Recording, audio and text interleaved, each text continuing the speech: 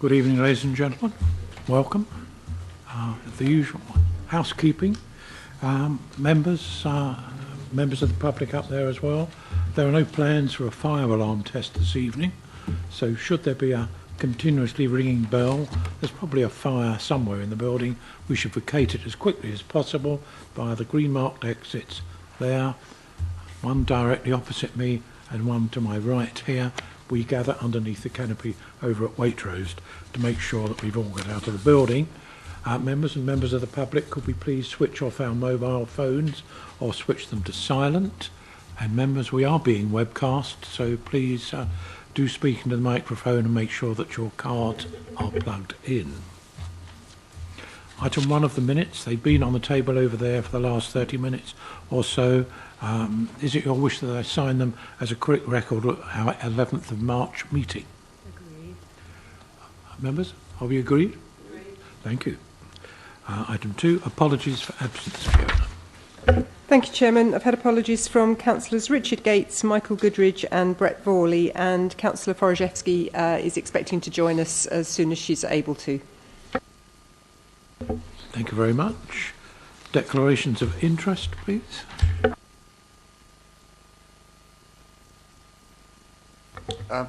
Although I wouldn't normally think I'd have to, but I should like to record that I am Waverley Borough Council's nominated representative on the Surrey Hills ANOB board. That applicable to a particular application?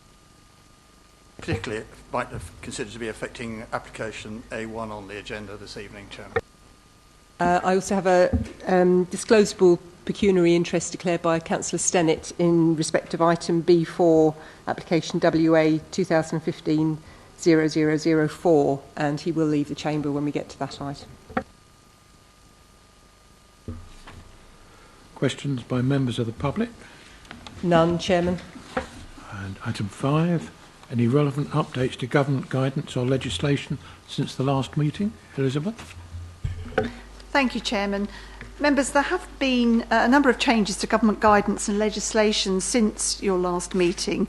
In the interest of brevity and taking into account the long agenda this evening, with your indulgence, I shall just identify the main headlines, and I shall be preparing an update summary with the relevant links for members, which we will circulate in the near future. I can confirm that any changes that are relevant to the reports and updates have been taken into account this evening in the officer's assessment. Firstly, the General Permitted Development Order, which, as you'll be aware, contains the permitted development and prior approval rules, has been revamped, and there's a new consolidation order out, and there are some new provisions for permitted development in there. The Development Management Procedure Order, which is the legislation controlling validation, assessment and determination of applications, has also been revamped. And as I mentioned to you at your last meeting, importantly, there are new statutory consultees.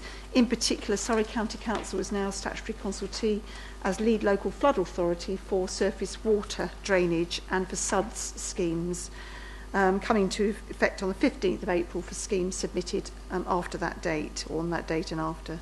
There's also a new procedure for the discharging of planning conditions, and the environmental impact regulations have also been amended, and the threshold for the requirement for screening has been raised. So in the future, it will be larger developments that require screening than that we've been used to.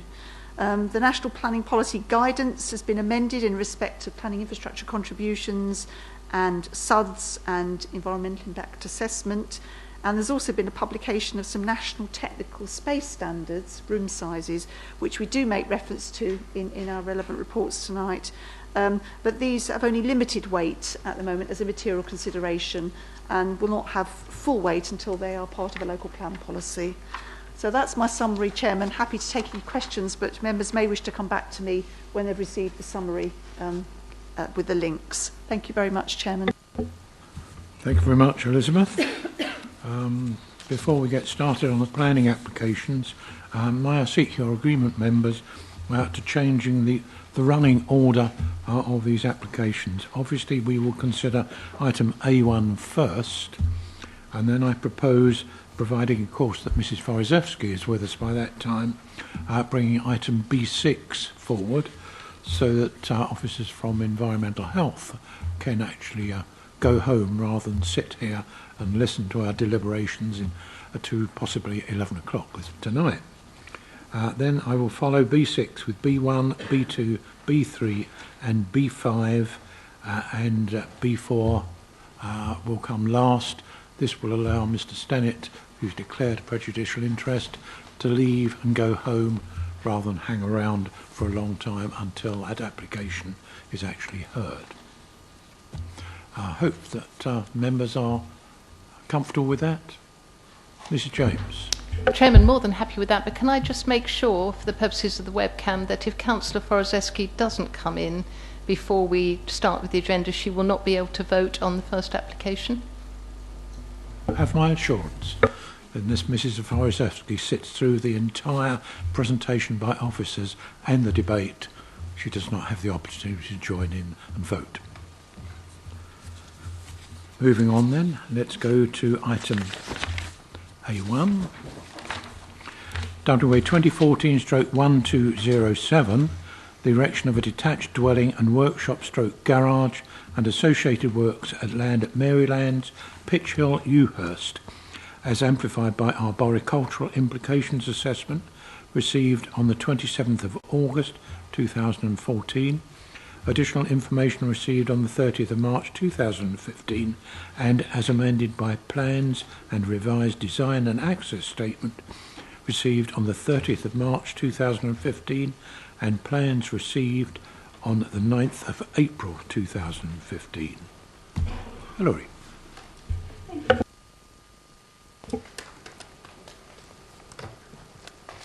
You'll see here on the screen an aerial photograph which shows the site here in relation to Marylands, in the grounds of which it is proposed to build the new dwelling.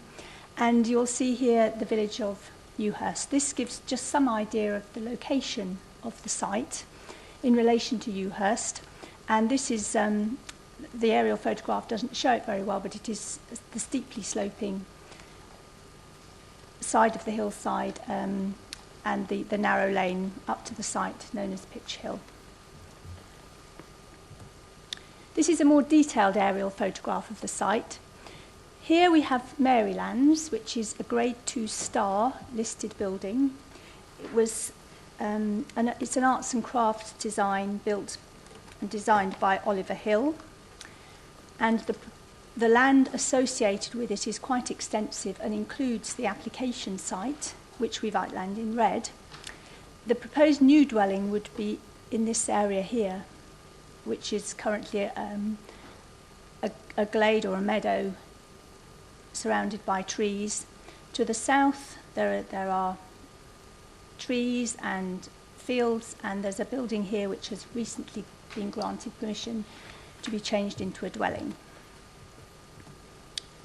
This shows the detailed location plan, Marylands here. It shows the extent of the land, essentially parkland, associated with Marylands, and shows the part of the site which would be separated to form the garden and location for the proposed dwelling. Here we have the proposed block plan showing the site. Here is the site of the proposed dwelling.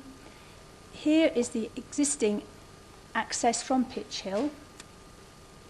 The main house, Marylands, has its own access, this being the access to the former nursery which occupied the site in the past. In this location here, it is proposed to replace some existing garage stroke storage building with a new garage stroke studio. And then the new house would be centred here. The proposal would be of a contemporary design, and it has various curves to its shape. This is the proposed basement. There would be a swimming pool here, a double garage here, the access coming along the side of the property. The main entrance to the property would be at the back of the property at the first floor level. Sorry, at ground floor level. So this is the basement. Here we have the proposed ground floor, which is essentially an open plan area with a sitting room here and a kitchen dining room here. This feature in the kitchen is the proposed hydroponic system, where the applicant is proposing to grow food, vegetables, lettuces, etc. in the kitchen, and this is a sustainable feature of the building which the applicant is promoting, and also would promote with local schools, and they would hope to invite local schools to see how this is working as part of the system. Here is the proposed entrance to the dwelling here, so people would come, visiting the property would come along the drive and round to the back of the property. This is the proposed first floor. 4 bedrooms are proposed. There would be some void spaces in this area and this area here, which is part of the way in which the building meets sustainability criteria, because they would use that as a way of ventilating and controlling the heat or coolness of the building. And 4 large bedrooms, each with ensuite bathrooms, are proposed. Then on the roof, which is essentially a flat-roofed area, there would be a feature here which would be a sky room, a little round room which with a round window in the roof to observe the stars or the sunshine, depending on what time of day you are using it. There would be access to an area of roof garden, and then the rest of the roof would provide space for photovoltaics and things like that, which are part of the proposal. Here we have the proposed southern elevation. You'll notice that some of these plans are slightly different from the ones reproduced in the agenda paper. I did request some plans which showed some detailed annotations to help members understand this unusual property.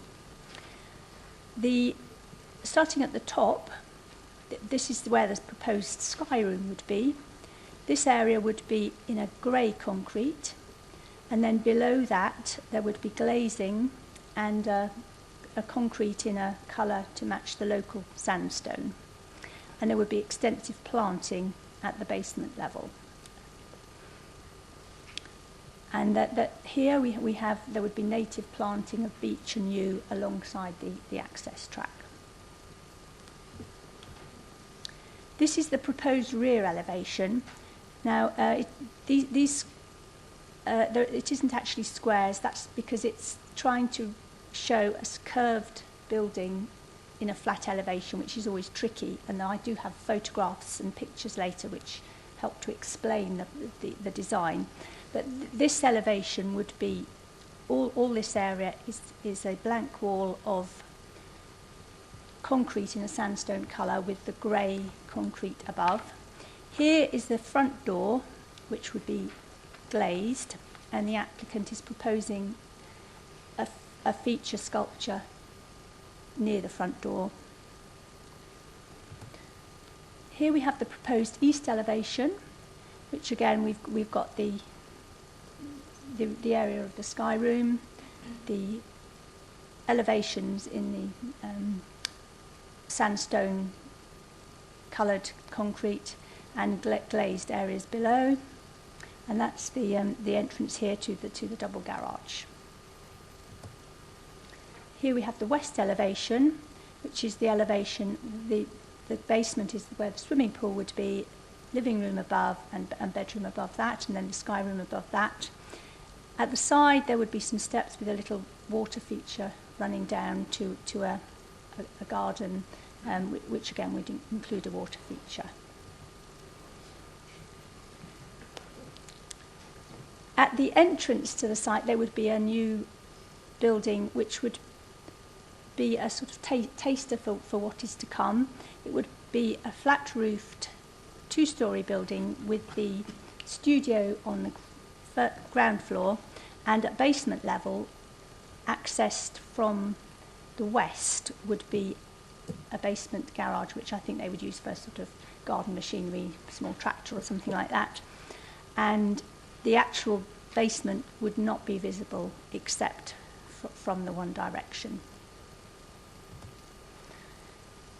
Because it's a contemporary design, it's a little difficult to fully appreciate it from the plan. So the applicant has very helpfully provided some photo montages. And at the request of the chairman and vice chairman, I've tried to take some photographs which are sort of what's there now and what's proposed in the same sort of location. So if you think back to the aerial photograph showing the meadow in the middle, here we have the proposed house with its roof garden here, and here we have the proposed entrance studio with the access coming off Pitch Hill, sweeping round to the back, and there's the what would be the main front door to the property.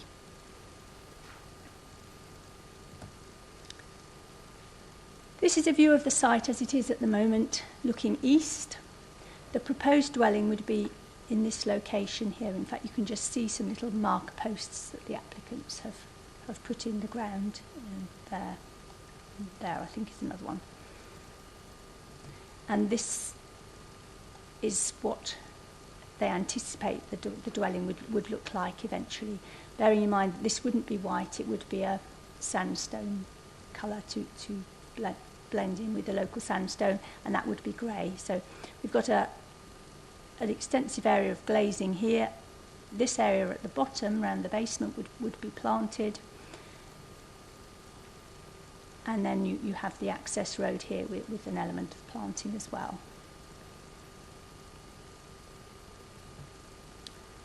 This is the existing view from the site. And you can see it's very extensive. You can see right over the Weald. Here are the old nursery buildings which would be demolished as part of this proposal. A sort of shed here and some glass houses. This is the proposed dwelling would be in this area here. And this is the proposed rear elevation, but this is the main front entrance. So this is approximately where the last photograph was taken. This is approximately where the new rear northern elevation would be. And there you can see that the proposed sculpture and the fact that the front door would be the feature in this wall, which actually will not be seen from anywhere because the land is sloping up to the north. So this elevation is actually completely screened by a bank of trees to the north. This is a view from the eastern side of the site, so you can see there the extensive bank of trees that I've just referred to. So this is looking west, and this is, although I couldn't get up quite as high as this picture, my previous photograph was taken from about here. So, sorry, just go back a bit, and you can see here this is the eastern elevation, the rear elevation which I showed you before, and the extensive trees, and the sky room would be here. This is just inside the existing entrance from Pitch Hill. It shows the existing store area, garage here, and some other storage areas here. And this would be what is proposed. This is the single-storey studio building with a basement garage beneath. And this has been specifically designed to be a taster for the main house, which you can't actually see. So that was something which I think the South East Design Panel specifically referred to, the fact that you've got a little entrance building, which is a traditional thing to have for a large dwelling in the countryside, and then the actual dwelling itself is hidden as you come into the site. So now we come on to the determining issues.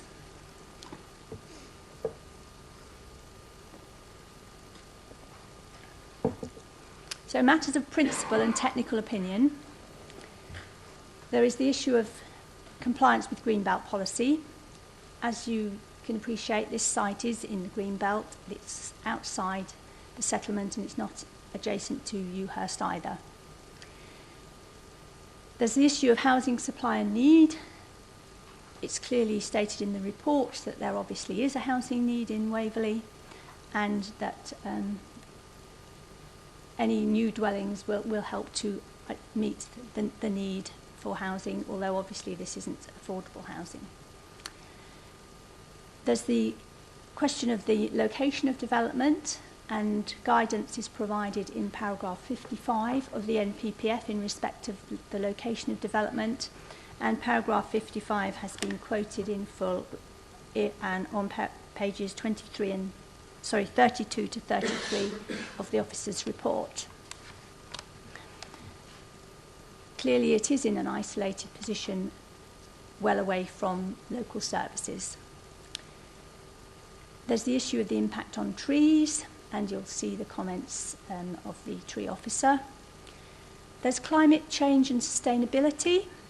Now, the applicants are incorporating several elements of sustainable development within their proposal, and these have been outlined in the report, but I'll just reiterate what they are for you.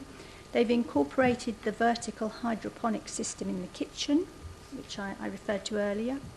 They're proposing a biomass boiler, solar hot water, photovoltaic cells, ground source heat pumps, measures to store the heat and use natural cooling, which involves the space within the building and the use of the swimming pool, and they're proposing rainwater harvesting.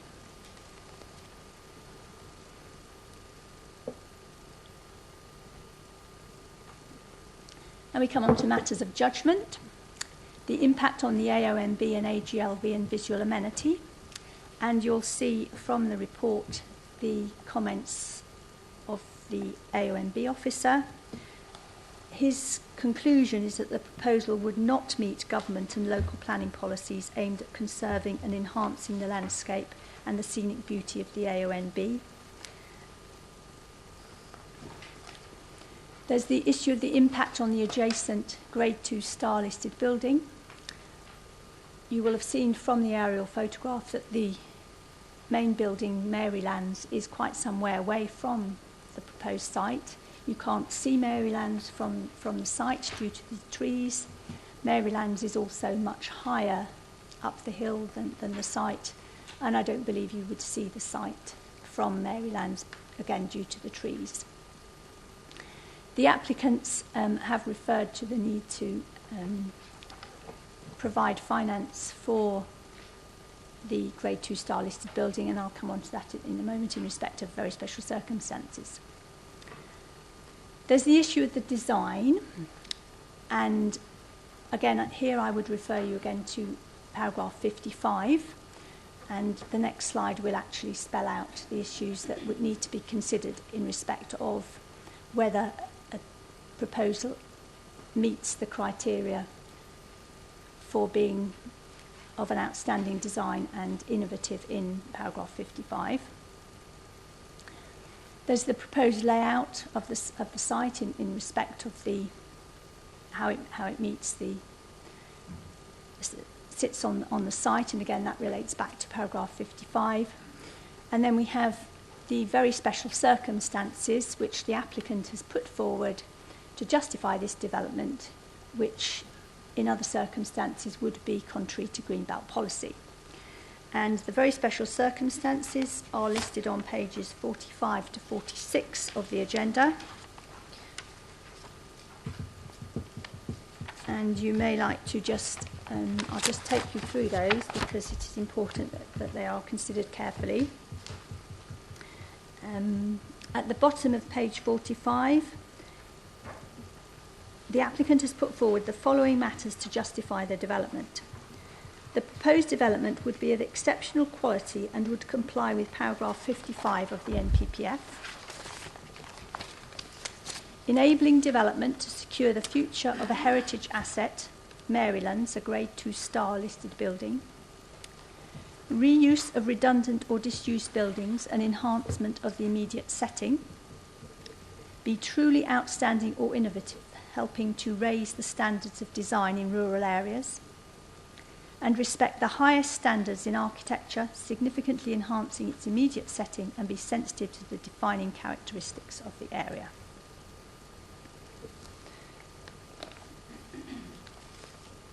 And you'll see the assessment that officers have made of that. But before we come on to that, I will just put on the board what paragraph 55 actually says. Although this is part of paragraph 55, it's the relevant part if we're considering whether this is of an exceptional quality or innovative nature.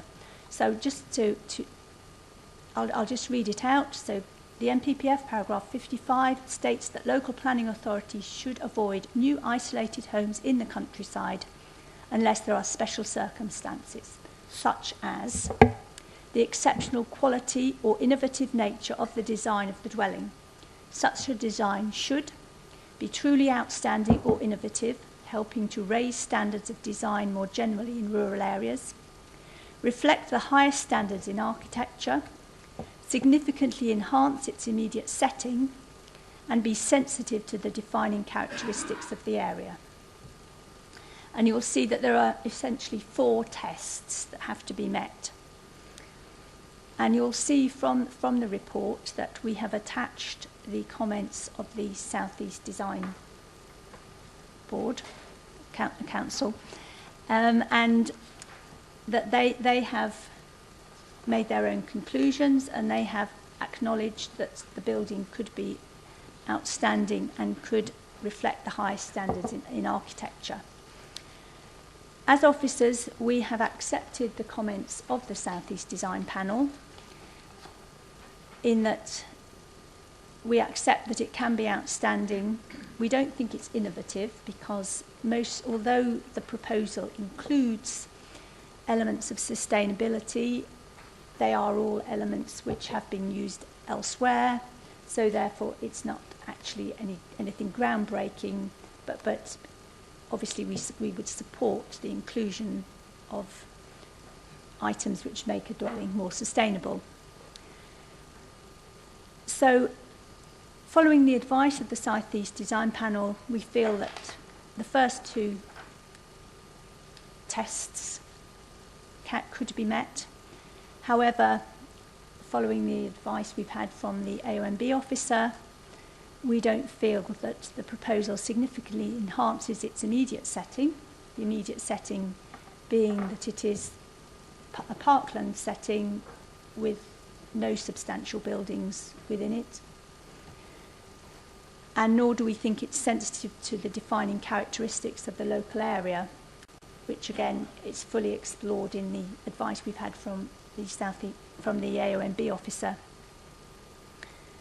Because the characteristics of the AONB are that it is essentially woodland, fields, a scatter of houses which have mostly been there for a long time and reflect the Surrey vernacular. So in conclusion, we feel that following the advice of the South East Design Panel, the first 2 criteria are met but not the second 2.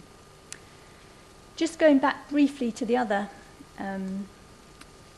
very special circumstances that have been put forward, although the applicant has submitted information to show that there is indeed a need to raise money for repairing Marylands, the proposal hasn't been put forward as enabling development in accordance with the guidance in the English Heritage advice, and we don't think that it is put forward as an enabling development. We haven't had sufficient financial appraisal, and indeed the applicant has advised us, and it's in the updates, that they would propose to live in the new dwelling and then sell off Marylands. And as far as reusing disused used buildings on the site, I mean, you've seen from the photographs that the buildings there are fairly insubstantial. It was a nursery, so it doesn't come in within the definition of brownfield land. And therefore, there's no justification in that respect. So I'd now like to draw your attention to the updates, please.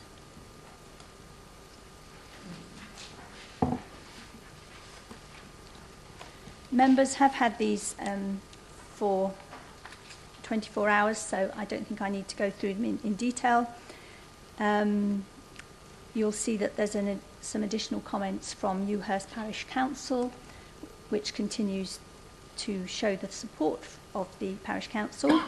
There have been some additional letters of support from local residents, and there's some additional information from the applicant about the costs of repairs and the issue of enabling development. The applicant had noted some discrepancies in floor area. I remeasured these. I believe that the applicant's measurements are internal measurements.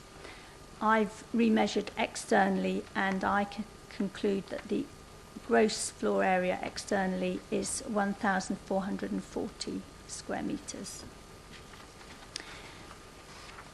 I explained earlier that the plans shown had varied slightly from the ones which were reproduced in the agenda.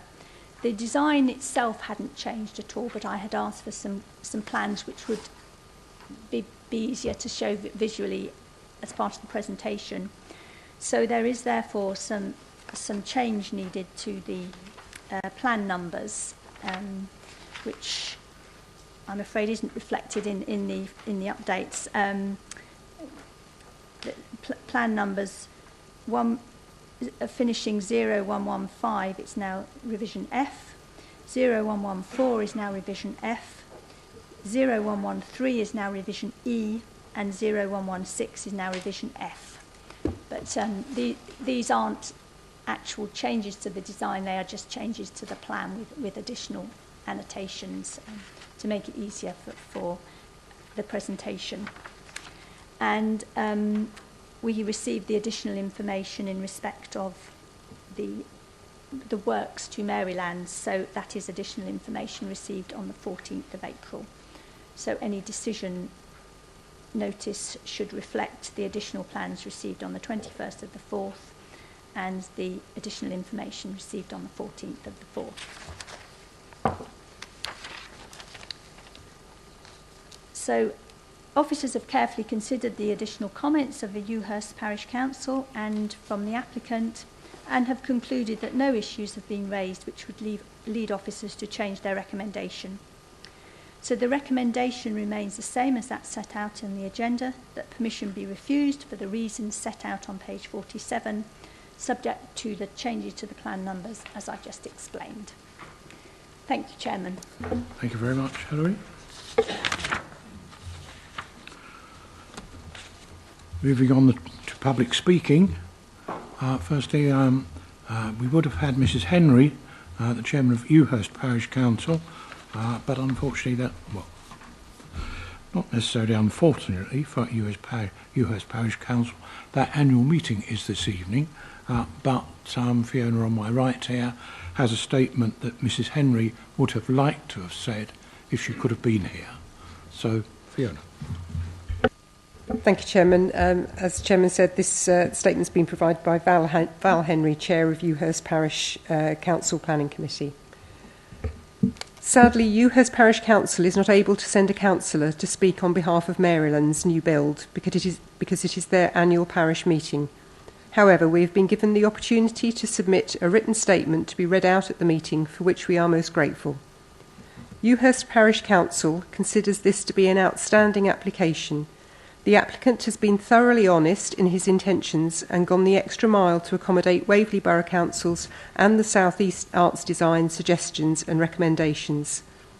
This is a unique build, the like of which the Parish Council has never seen before. It is innovative, radical, embraces a real off-the-wall design and construction together with state-of-the-art sustainability. This is the type of build that should be recognised for what it is, an original. All too many of the applications the parish council comments upon are mediocre, the likes one would find anywhere. This is a statement build using the topography of the land to enter into the design equation. Moreover, you have before you a building which is capable of enjoying a heritage status for generations to come. Pitch Hill and the Surrey Hills, in particular, are renowned for their interesting arts and crafts builds.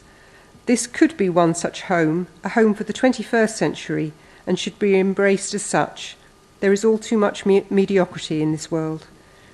This is an exceptional build, and we believe has a sufficiency of specialness to overcome the somewhat subjective opinion aired in this report.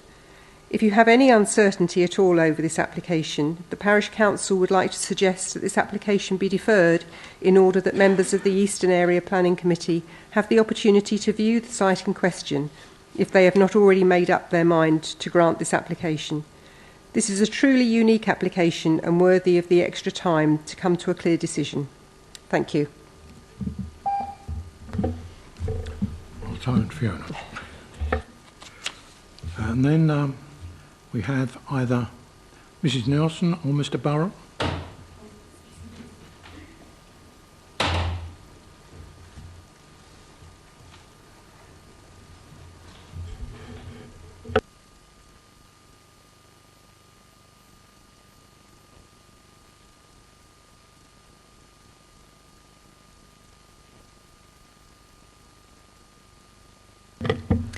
Permission is sought for approval for a new 4-bedroom house in the Greenbelt and AONB. In order to achieve this, permission can only be granted if the proposal meets the exceptional standards of MPPF paragraph 55.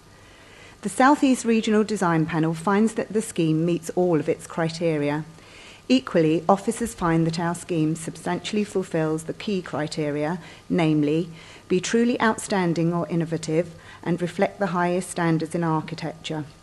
Waverley officers merely question the other two, which require that the design significantly enhance its immediate setting and be sensitive to the defining characteristics of the local area. We strongly believe we achieve the two outstanding criteria fully. The house is architecturally sophisticated and designed to fit the natural landscape of the site, yet is unashamedly contemporary. This is entirely sympathetic to the eclectic range of existing houses on Pitch Hill, where no uniformity of style or materials exists. We are acutely aware that the site is sensitive and that the AONB landscape must be respected and replicated. Our design and access statement explains how the contemporary dwelling will sit in a naturalistic landscape, avoiding the appearance of a domestic garden, with features that actively seek to replicate those of the Surrey Hills AONB, and thus enhance the dilapidated nursery buildings that the new house will replace. The assertion that the application must be rejected because it constitutes major development under paragraph 116 is irrational and illogical.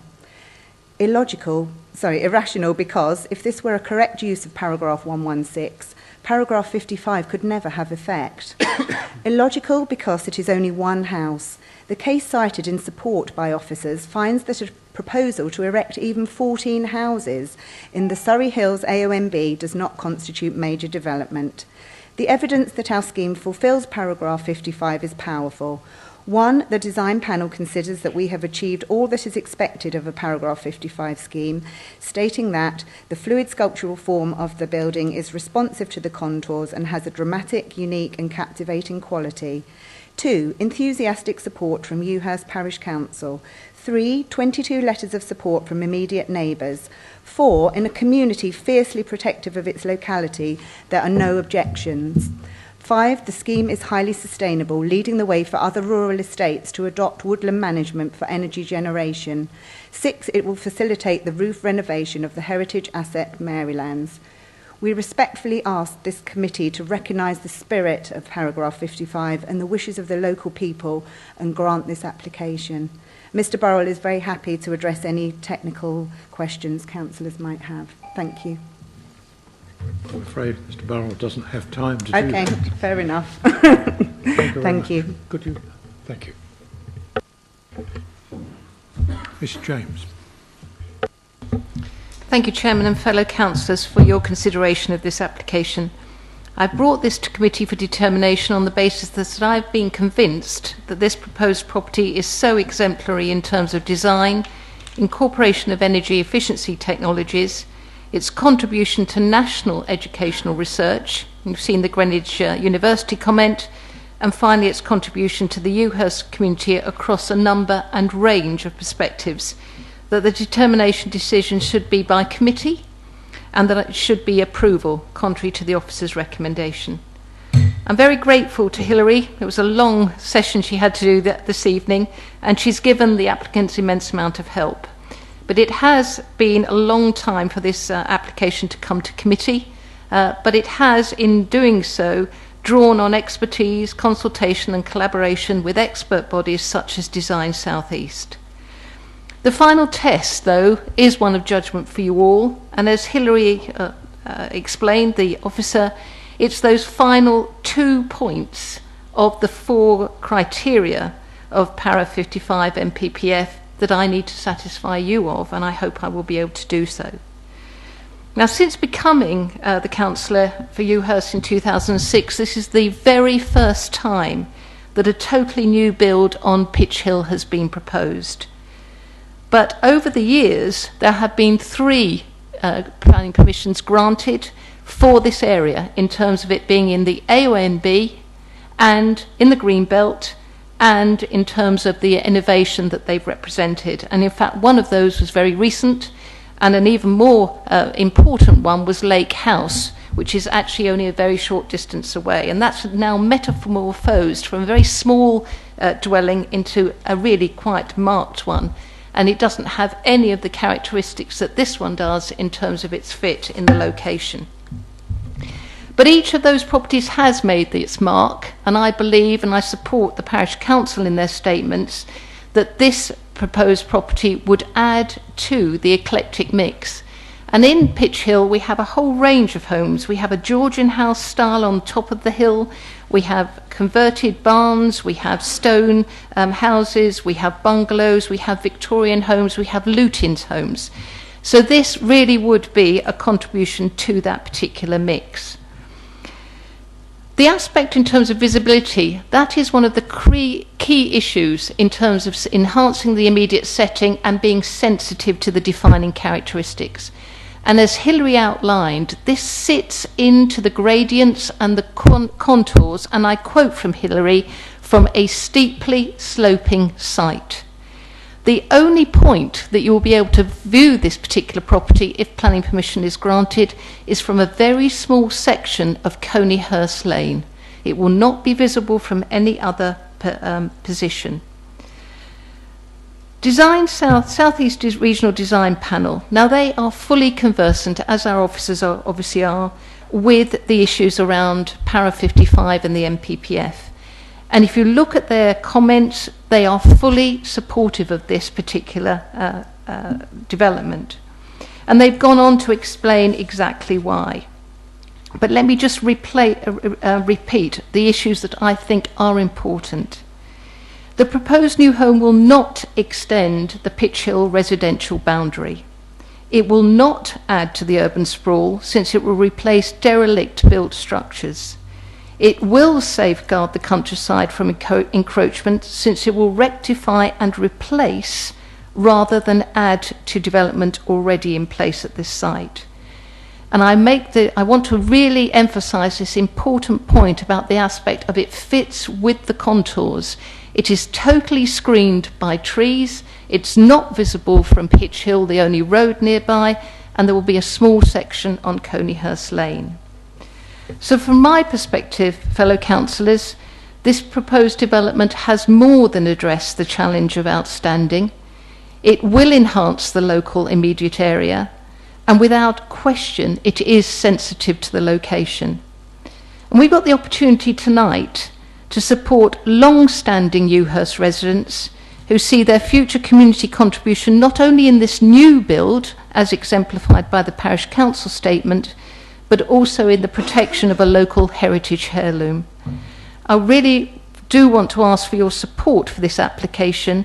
I appreciate that will be contrary to what the officers have recommended, but I believe that we have something absolutely outstanding here in terms of a decision to make, and to actually give permission for something that will really contribute to design and architectural design in this borough. I do, Chairman, have revised wording if I can obtain a decision or a minded decision contrary to the officers. But thank you very much indeed. Thank you very much, Mrs. James. Mr. Byam. Thank you, Chairman. Well, thank you very much, Hilary, for a very interesting and substantial report. I always feel, no, feeling sorry for the officers is not the right word, but they clearly have to, and we require them to, follow all of the rules that are there to judge everything that is put before them, judge them against the regulations, which, as we heard earlier, change so frequently and quite substantially at times, which create difficulties for officers in interpreting new applications, but equally create problems for us as members in trying to understand all of the changes that are happening. I've been here 20 years sitting on this planning committee, nearly 21 years now. I think it is the strongest statement I've ever heard about the reasons why we should quite reasonably reject the officers' recommendation, understanding that they do need to follow this route, and I respect their views on doing that. They can't do anything else. It's up to us as members to be able to say something different. I believe that the support of the parish council, the support of the local community, and the supportive letters in a fairly remote area, in a sense. I don't know. I haven't looked at the display of where those people supporting it come from, but I'm sure most of them are, if not all of them, are very local and probably in quite rural settings themselves. So overall, I'm supportive of Diane James's proposal that we do accept this report. Accept this proposal and give it a thumbs up. Thank you. Mr. Stinnett. Thank you, Chairman. I'd like to support everything Mr. Byam has said. There's one other thing I'd like to bring in to point out to my fellow colleagues here is if we go round the hill towards Holmbury, there is a house that's built there, which I think, if my memory serves me right, it's built on the basis it's a bridge of the Queen Mary. It was built by a former captain of the QE2. And it is a strange, different type of building. I'll even go so far as I think they film Poirot there now and again, but it is a talking point. It is a well-known building, and it is a loved building by the local people of Holmbury. And I think this is very similar to a modern version of it, and I just think we need to move on. And I do say Hilary's done a good report, and I understand what you're saying, but I think I'd like to support that. Thank you. Thank you very much. Mrs. Ellis. Thank you, Chairman. I'm not sure that actually there's anything more I can add. I have to say that really quite to my surprise, because I'm quite a traditionalist, I do actually find the proposed building exciting, innovative, and I liked the design. I think it's unique, and I think it has been expressed very well that the area actually supports and encourages quite a number of different types of designs and properties. So I would echo, I think, everything that my colleagues have said, and the parish council, the local community who have supported the application, and I would support the applicants in this case. Thank you. Thank you very much. Barry, I think you wanted to come in sometime. Thank you, Mr. Chairman. We've heard some reference to paragraph 55 and the 4 tests in paragraph 55. I think it's important just to make clear that passing the 4 tests in paragraph 55 doesn't mean that the whole scheme is acceptable. Paragraph 55 is engaged because the property would be in an isolated location, and I think that's given because of the proximity to services that don't exist. It's therefore isolated. Paragraph 55 tells us we should avoid these isolated dwellings unless it passes those 4 tests. Now, you've heard that officers do not consider it passes the 4 tests because of the comments of the AONB officer. Now that brings us on to the next test. Paragraph 115 of the framework tells us we must give great weight to the preservation of the AONB. This is echoed in Section 85 of the Countryside Rights Away Act, where it tells us we have special regard to the preservation of the AONB. Now, this brings us on to our next test. If you think it passes the tests of paragraph 55, we're then left with the tests contained within paragraph 116 that tells us we should refuse dwelling for development for major dwelling. We should refuse major development in the AONB unless there are exceptional circumstances. So that raises the bar that slightly, little bit higher. The AONB, of course, is designated for its public benefit, its area of outstanding natural beauty. Now, if we think we've got past paragraph 55 tests, and then we get past paragraph 116 tests, well, we're still left with paragraph 88 and 89 of the framework that tells us that this would be inappropriate development in the Greenbelt, and we must give substantial weight against inappropriate development in a location like this. So we're left with having, not only is it inappropriate, we're told by paragraph 88 that that inappropriate development means by definition it is harmful. Paragraph 88 goes on to say we must give substantial weight to that harm.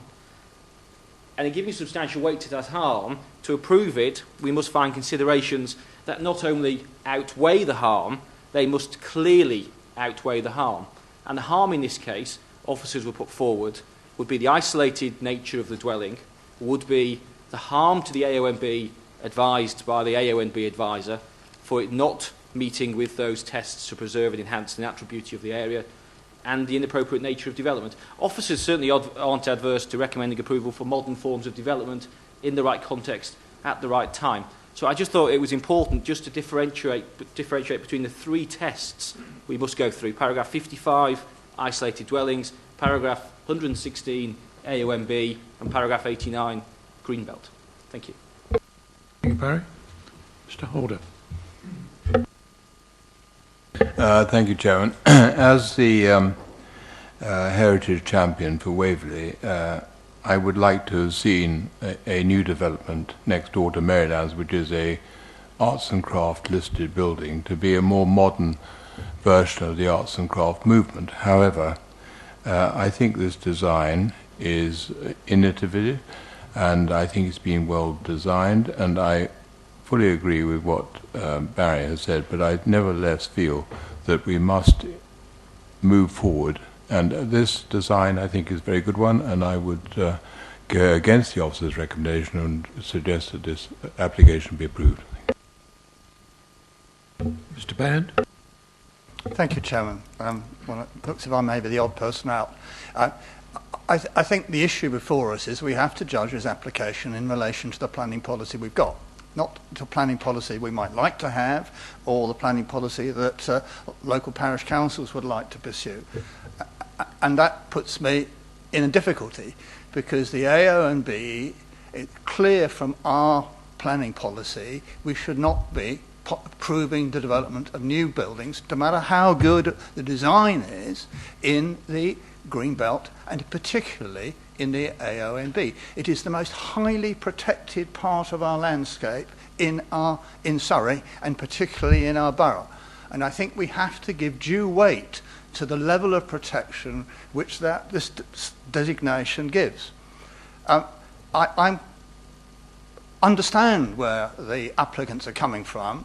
I can see the advantages of, if you are allowed to develop in this part of the world, having a building of this type which they are proposing and the design and the style which they're proposing.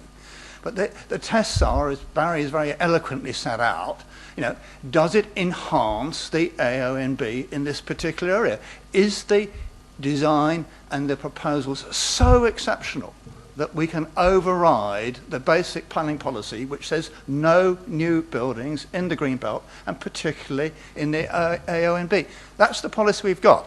Now, we may think that policy needs changing, but that's where we are at the moment, and from my perspective, that's the policy we should be judging, against which we should be judging this particular application. And I have to say, personally, I don't believe that the application does succeed in passing all the tests. I mean, it is in an exemplary design. It is quite an unusual design and quite a progressive design, and something which, under normal circumstances, I'd be very happy to support.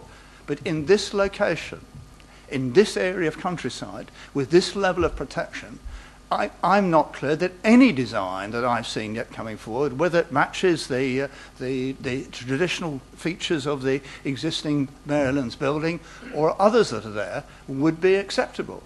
And it's not replacing an existing dwelling place. Yeah, yes, I accept it's tidying up the nursery area, but that is still basically green land. It's not, in the true sense, a brownfield site, and therefore, I feel reluctantly, I have to say, in judging it against the policy which we have to support the officers. Thank you, Chairman. Thank you very much. Vice Chairman. Thank you, Chairman.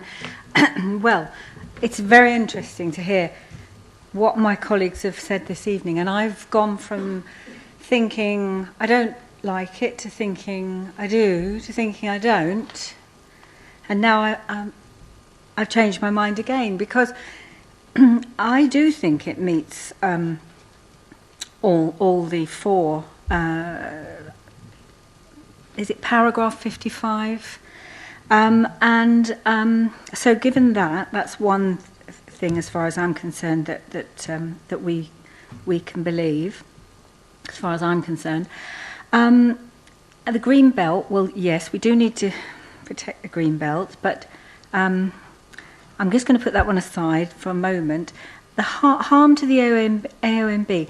What I wonder is who is it who appreciates the AONB? Who are we protecting it for?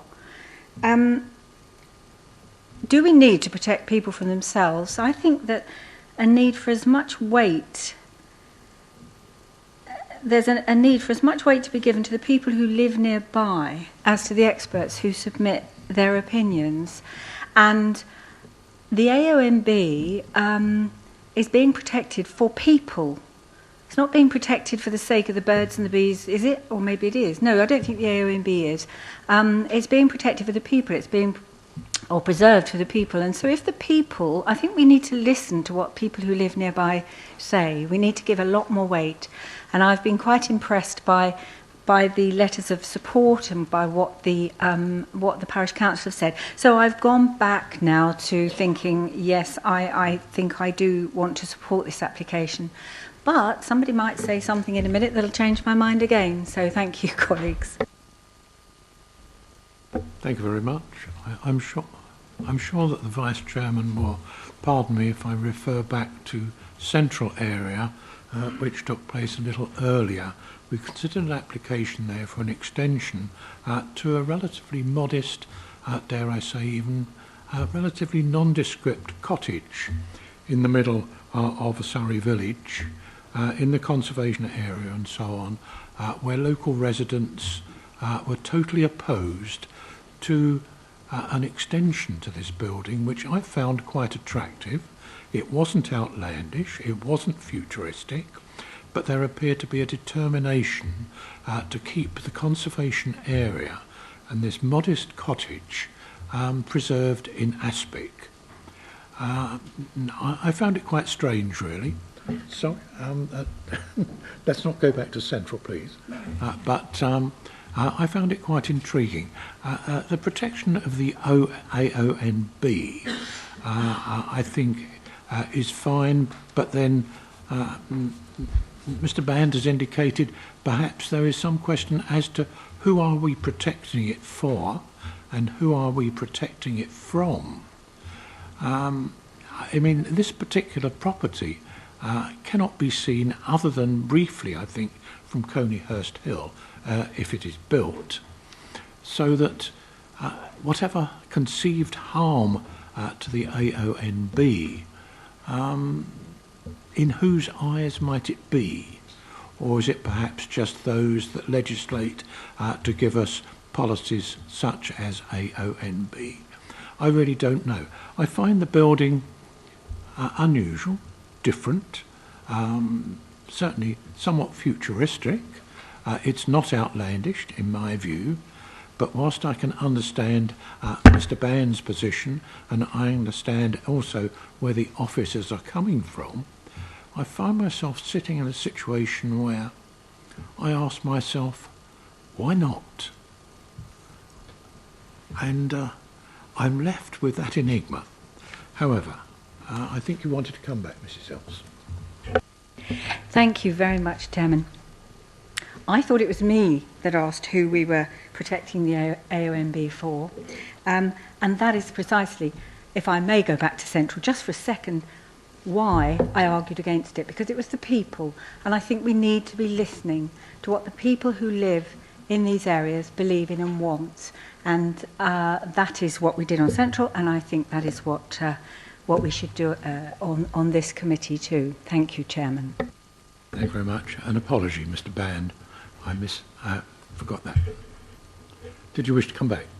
Certainly. I mean, I just remind people what I said. You know, we have a policy. We have adopted the Surrey Hills NOB policy, which, you know, is against any new development in the AONB. I agree with you. We may want to change that policy, but as of now, we have, as a council, adopted a planning policy. That's all I'm just reminding people. We have a planning policy, and I believe we should be judging the application against that planning policy. Elizabeth. Chairman, if I could just add to that I think members do need to bear in mind, in respect of the AONB test, that this is a national designation. It has great weight. So it does come down in the end to your judgment, but you do have a responsibility beyond that of just immediate local opinion in respect of its preservation, because it is a national resource and that reflects its designation. So it is a much higher bar than looking at the visual impact of a development on a non-designated site. So I do think that needs to inform your opinion. Thank you, Chairman. Thank you, Elizabeth. It rather leads one to believe, though, perhaps, new modern buildings might only be developed, built in relatively urban areas rather than AONB and Green Belt. However, Mr. Byam, you wanted to come back. Thanks, Chairman. Well, a couple of things. I'm sure all of us have watched and probably quite enjoy watching Grand Designs and seeing Kevin MacLeod and others talking about what's happening and the discussions with the planners and where they get to and the problems that they get into and the problems that they get, dilemma that they get out of.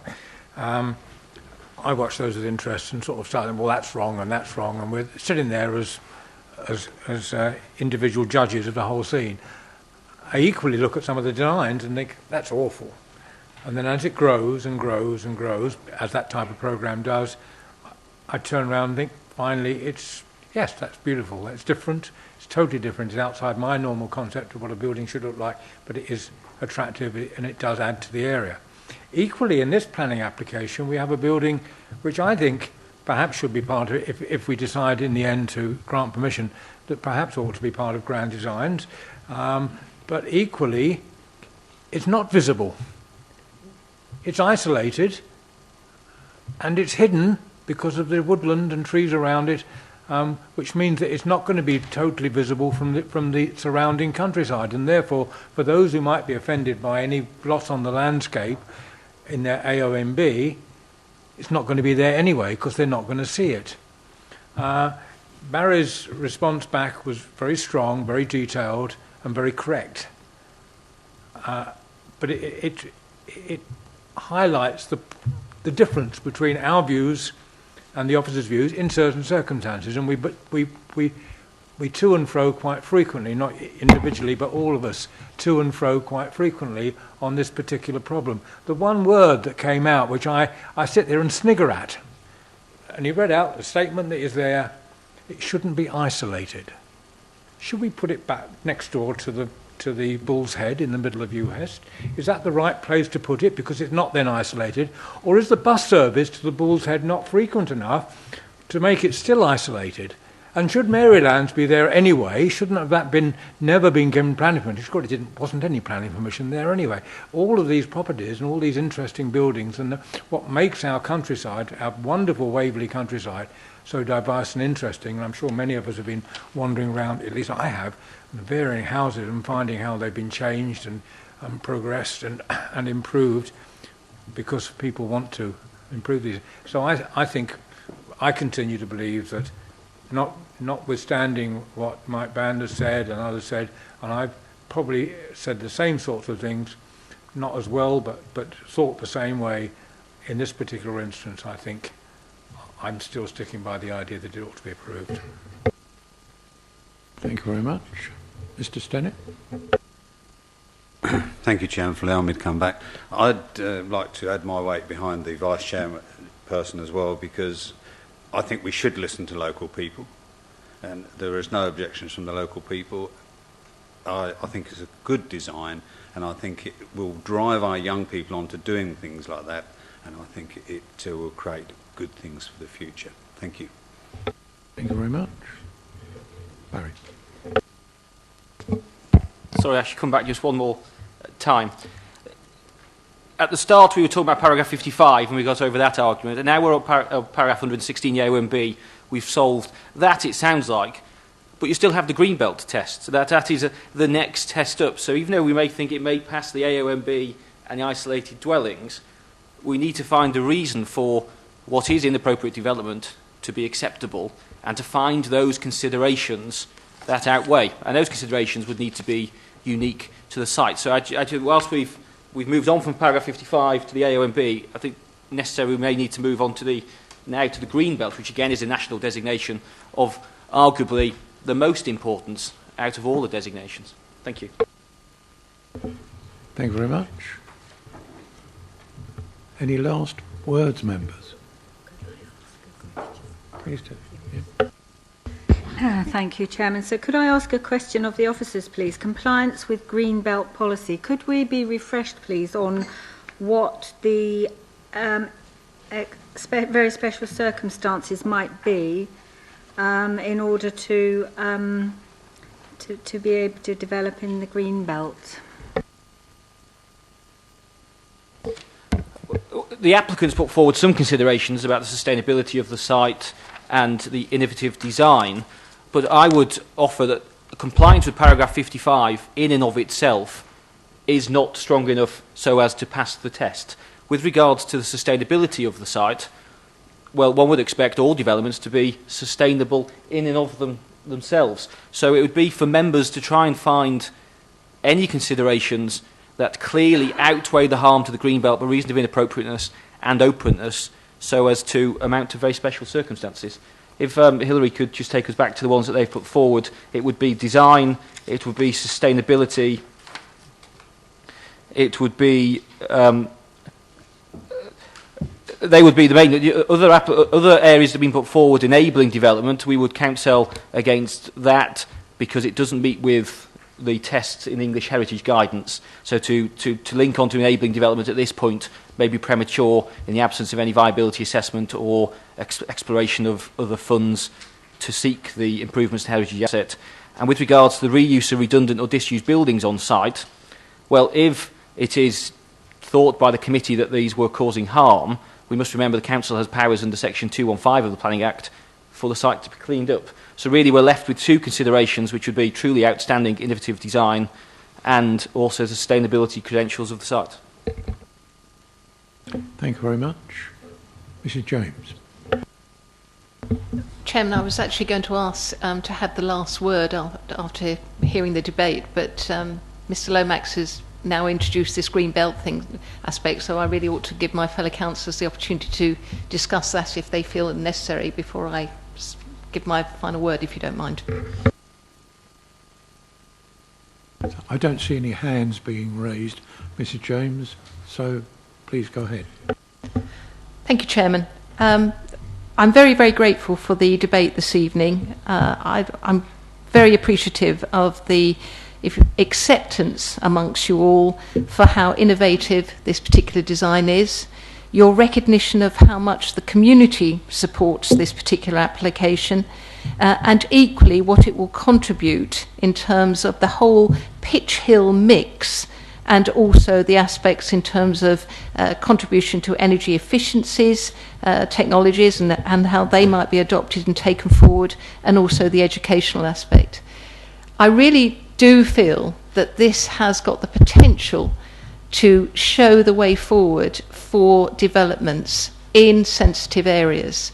And I particularly like to take up the point that Councillor Byam mentioned, which was this whole aspect of grand designs. Here is an opportunity to really showcase not only this part of Surrey, but put Waverley on the map and actually show the future of contemporary, innovative, technology-efficient design. All I can say is I would really appreciate the committee's support for this application to be approved.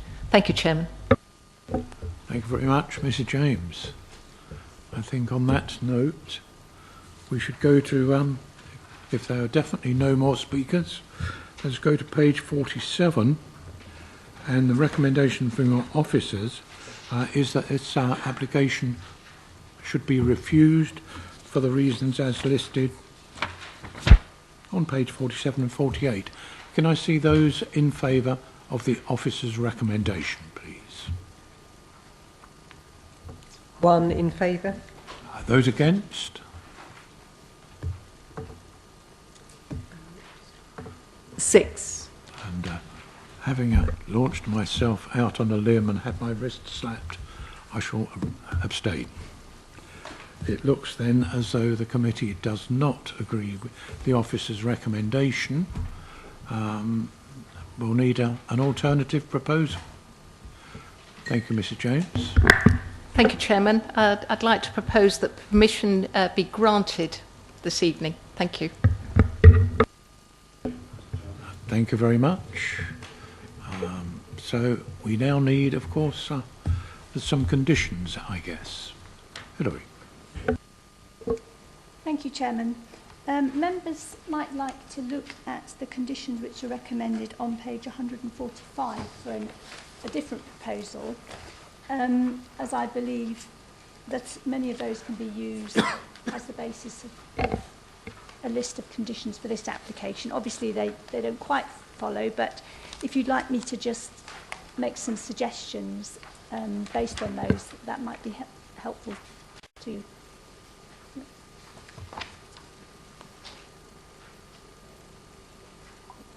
So this is obviously a different proposal, but I think the conditions can be modified appropriately. So on page 145, the first condition relates to the removal of permitted development rights. In view of the discussion that you've had and your view that this is an innovative and outstanding design, then I think it would be appropriate to remove permitted development rights, because although the applicant may not have any intention at the moment of adding extensions, I think it's important that in the future extensions are controlled to ensure that they are appropriate for this design of building, and equally that the garden isn't filled up with inappropriate outbuildings. So I suggest that a general condition removing permitted development rights for extensions and sheds. The second condition on the list relates to the approval of materials.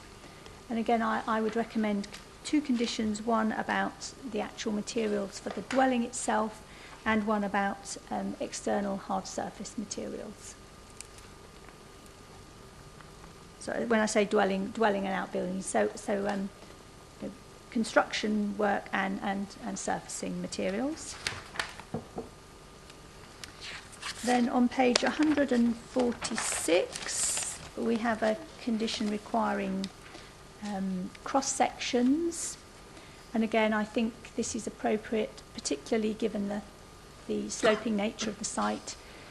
We don't have any detailed cross-sections or levels drawings at the moment, so I think a condition of that nature is appropriate.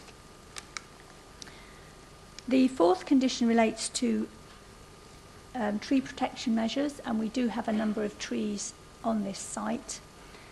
And again, it's appropriate, I believe, to ensure these trees are protected during construction work. Condition 5 does, to some extent, repeat what's in condition 3, so it's probably appropriate to amalgamate those two conditions because they both relate to cross sections, but this one, number 5, specifically relates to work in the vicinity of trees, so on reflection it's probably best to have it as a separate condition.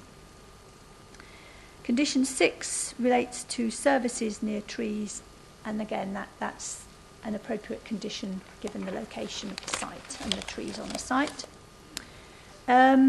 Condition 7 is a highway condition, and I'll tell you what the actual highway authority has recommended. So I think we delete condition 7 for the moment. Condition 8 is a landscaping scheme condition, and although we have had an indicative landscaping scheme, I think given the sensitivity of the site, it would be appropriate to have a very detailed landscaping scheme. So I would recommend that condition. Condition 9 is an access condition which isn't appropriate in this case, so I would suggest you delete that one. Condition 10 is actually one which the Highway Authority have recommended. Just check that it's this. Yes, it's essentially the same wording as the wording which highways have come in with. Let me just double check. And condition 11 again is also recommended by highways, or that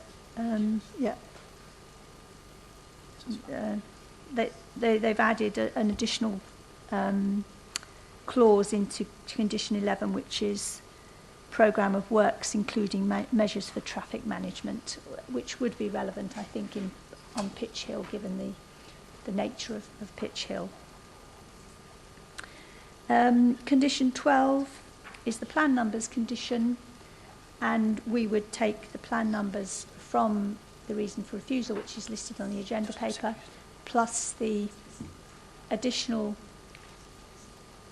plus the changes which I outlined in my original presentation to you. I'll just give my colleagues the opportunity to see whether anybody thinks there's anything else I should add. Mr. Chairman, I know we haven't arrived at you haven't voted on the revised recommendation yet, but if any of the special or if any of the considerations put forward to constitute very special circumstances, they would need to be conditioned so as to ensure they take place and be very special circumstances. So you spoke about the sustainability of the scheme. If that is to be secured, that would have to be done by condition, and we would need to ensure that the scheme is carried out in accordance with the sustainability measures put forward with the application. You also spoke about education, whether if that is to be a special circumstance, that will need to be captured some way by condition, so the applicant put forward a scheme for public educational benefits to be submitted to and secured by the local planning authority. So they're the two I heard as very special circumstances. If you have any others, we may need to ensure they are captured in a way so as to be secured for going forward. Thank you very much. And also, part of the recommendation would need to be that this application would be subject to referral to the Secretary of State because of the size of the dwelling. So the Secretary, anything over 1,000 square metres has to go to him for ultimate approval. So that will be part of the recommendation. Thank you. Thank you. Mr. Band? Barry has covered quite a bit of it, but I mean there are particular issues which we now need to define, because we have in effect set a precedent as to what we will accept as special circumstances in the AONB. And I think the impact of the significant enhancing the immediate setting is something we need to spell out a little bit more detail so we can job something against in the future.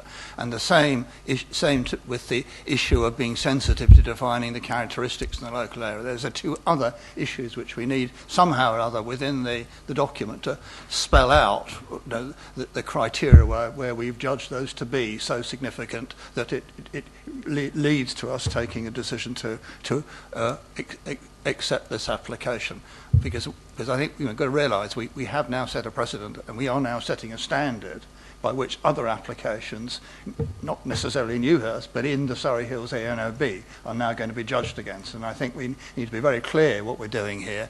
We are setting a very high benchmark, which we want to see maintained.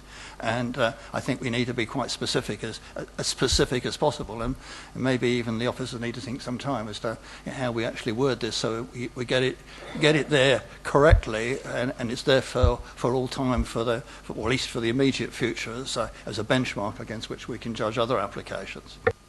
Thank you very much. Did you wish to come back? Yes, I was just going to say exactly what Councillor Banders said, in particular in relation to the enhancing its immediate setting and the defining characteristics of the local area, which we have decided it is doing, so we must ensure that it continues to do so. And that was really it. Thank you very much. Mrs. James. Chairman, thank you very much. First of all, I think all of the conditions that Hilary has just run us through in terms of the other application, I would totally support. They're ones that I feel are almost standard in terms of what we expect, so that I've got no issue whatsoever with that. I think the only issue I do have is, whilst appreciating what Councillor Band is saying, we have an AOMB plan 2009 to 2014. And I would be very careful, or I'd like to just exercise my own personal caution, to relate too much of this application to a plan which, for all of us might know, could be updated within a very short period of time. I mean, we're already in 2015, so I think we've just got to be just slightly careful. I appreciate what Councillor Band is saying, and I know he's desperate to jump on this, but let's, just be hypersensitive, and if the officers, and particularly the legal representatives here this evening, would like to proffer some wording, that might help us all in terms of a decision on that. Thank you, Chairman. Just as a matter of fact, the Council has already accepted and endorsed the 2015 and onwards plan. So, well, I don't know, but it has been prepared and has gone through Council. So, it's there. As I was saying earlier on, so the 2009-2014 plan has already been overtaken by an updated plan. Mr. Byam. Have we ordered cocoa for this evening? Not yet. Just pizzas. Going back to my very first statement at the beginning, officers clearly do have a very difficult task in dealing with these things, and in dealing with the comments and considerations that we as members give. I believe Barry is right, and I agree with Mike that we ought to tighten it up as much as possible, in the sense that we do not want to, and we never did, I don't think, want to create a precedent. I can think of other buildings that we've refused, one particular one in Bramley, and it was very clear everybody was totally, or pretty well everybody was against that. We have a very strong view here this evening that, and indeed from the community, which is the important part, the community seem to want this. So I think the tightening up, and I think probably we could sit here all night and describe them. I think we have to trust the officers to come forward with fair and reasonable statements that protect us as an authority for the future. Thank you very much. As regards the cocoa, we had briefing on Monday, and I estimated that this meeting would probably finish about 11:25. So perhaps we could hurry along a little. So if there are no other speakers, then we have a proposal that the application should be approved. It's been seconded. As regards the conditions, referring you back to page 145, Condition 1, it's been suggested that permitted development rights be removed. Condition 2, external materials, external hard surfaces need to be approved. Condition 3, tree protection and so on. Conditions 4 and 5 all stand. Deleted 7, retained 8, deleted 9, retained 10 and 11 and 12 with the appropriate plan numbers. Also additional conditions as regards sustainability and educational benefits, and a note also that there will be a need to be a reference to the Secretary of State. And going back to pages 145 to 149, Barry Elizabeth, is there a need for any additional informatives beyond the conditions that we have agreed? No? Okay then, members. As I say, we have a proposal that this application be approved according to those various conditions. Could I now see all members in favour of approval of this application, please? Chairman, if I may. I mean, we were suggesting the officers, in delegating to the officers to detail some of the concerns that have been discussed. Are you including that in the recommendation you're now asking people for? I assumed that all of those conditions that Hilary ran through will cover. Well, with respect, I don't think they do. I mean, Barry very eloquently detailed some of the things which we need to get into the report, and I thought I suggested some others, but I'm quite happy for the officers, as Councillor Byam suggested, the officers to detail the wording of those conditions. But I do think it's important they are, if a recommendation is being put to be voted on in approving, they do need, in my view, to be part of that recommendation which people are being invited to approve. I thought after Hilary had gone through the conditions and picked on the ones that were appropriate for this application on pages 145 to 149, Barry then addressed the matter of sustainability, which needed a condition, and also the educational benefits, which also needed a condition. What others had you in mind? Well, I did refer to the enhancement of the immediate setting and the defining characteristics of the area. Chairman, I think there's a distinction here between being satisfied we've captured all the heads of the relevant conditions, and then the other point that Barry raised about you being clear about why you are regarding this acceptable in contravention with the policies that you recognise that it is in contravention with. And that justification is what needs to go in what's called the reason for granting planning permission. It used to go on every decision, but following an amendment a couple of years ago, the order now just requires it for granting permission when it's not supported by the report, which is, obviously, this is an example.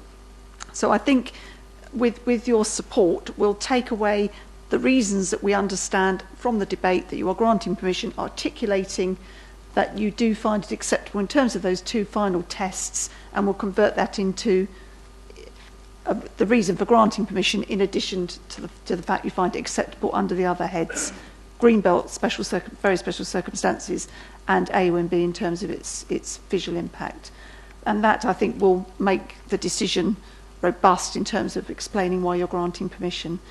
That will all then go as a package, as a draft decision to the Secretary of State under the direction requirement for him to decide whether it's a call-in under Greenbelt reasons. Hope that's clear. Thank you, Chairman. Sorry, just to add for Councillor Ban, just to show that the tests we have in front of us, when we come to discharge the conditions with landscaping, we'll do so as to ensure the landscaping strategy significantly enhances. So just so you're confident, when we discharge those conditions, we will make sure that materials are truly outstanding so as to meet those tests. Okay, are you comfortable then, Mr. Mann? Thank you, Chairman. Okay, then, as I say, we have properly proposed and seconded recommendation for approval here, subject to all those conditions, backed up by the reasons for approval, as Elizabeth has already mentioned. Can I see all members in favour of this application being so granted? Those against? Abstentions? 2 abstentions. Permission. Sorry, Mrs. Wojciechowski, you can't join in. Chairman, please, with your indulgence, I just thought it might be helpful to the gallery to understand why I cannot take part in this discussion. Well, I wasn't here to hear that, but I just want to say that. Yes, I would explain, Mrs. Vorozewski, that the debate was well underway before you came through the door, so you haven't heard even the officer's presentation. Okay, thank you. So, subject to all that, and subject to the officers putting the appropriate wording around, then permission is granted. Let us move on now, and I know our environmental health officers have been waiting there for some while.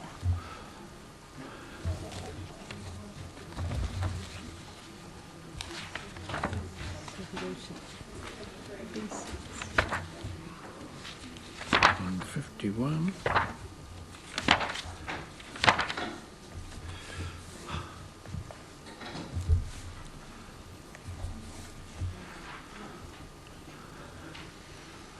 Can we, members, then move on to item B6? WA 2014/0813. This is an application under section 73 to vary or remove conditions 1, 2, 3, 4, 5, 6, 7, 8, 10, 11, 13 and 14 of WA 2012/1857 to allow use of part of the perimeter track and the runway for driving experience days, subject to amended conditions at Dunsfold Park, Stobbards Hill, Cranley, as amplified by email dated the 5th of August 2014, and revised noise management plan received on the 8th of April 2015. Hilary. Thank you, Chairman. You'll see here the site plan showing which part of Dunsfold Aerodrome is the subject of this application.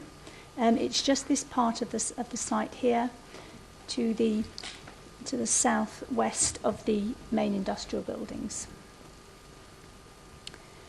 And I thought it might be helpful to members to understand this application in the context of other activities which go on at Dunsfold for which there are permissions. Obviously, we have all the permissions for the industrial part here, but you'll see that the red outline, that's the part of the site which has permission by McLaren, and they can use the site for motor cars Mondays to Fridays, 9 till 5, not Saturdays, Sundays or public holidays. Then the part of the site with a sort of turquoisey colour, which is almost exactly the same as the current application site. The current application site just has a little bit extra here. That's the site where there's a permission for Top Gear. Top Gear can use the site for not more than 75 days a year, Monday to Friday, 8 till 6 or dusk, excluding public holidays. Then there's the air ambulance, which obviously is no longer there.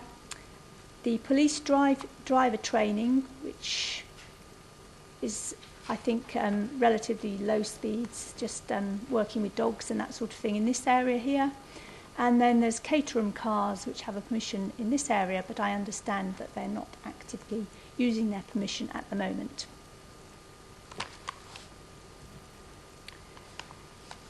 The officer report gives in details the revised noise management plan, which has been submitted, and shows the location of the proposed noise monitoring machine, which would be moved from its current position adjacent to the track to a position on the boundary here, and you'll see here the track which is used for Everyman.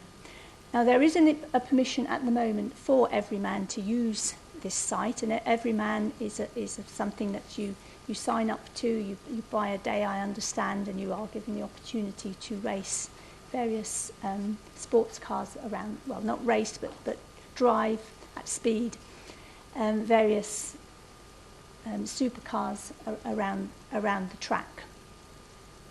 And the permission was granted in 2012, subject to a number of conditions. And the main condition that they want to change is the 12 days which they currently have, to 30 days a year. The determining issues, matters of principle and technical judgment, are the planning history and the differences with the previous proposal. Now, as I've said, the main difference is that they are now wanting 30 days rather than 12 days, which they currently have permission for. Bearing in mind, obviously, that there are the other permissions on the site and they have the opportunity to do other events under their permitted development, and they use that for example, the Wings and Wheels days. The matters of judgment are the impact on amenity, and this is the impact on the countryside and also on the amenity of the occupiers of nearby residents. And you'll see from the report that our main concern, given the nature of Dunsfold Aerodrome and the activities that have historically and currently take place, our main concern is not what it looks like, but the impact that it may have on neighbouring properties. And Gisela from the Environmental Health Department has kindly joined us today just in case members have any particular queries on noise issues.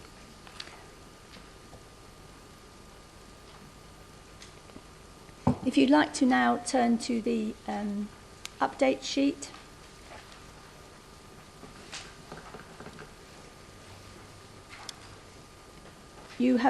This has been circulated in advance, so you will have already read the additional comments from Dunsfold Parish Council.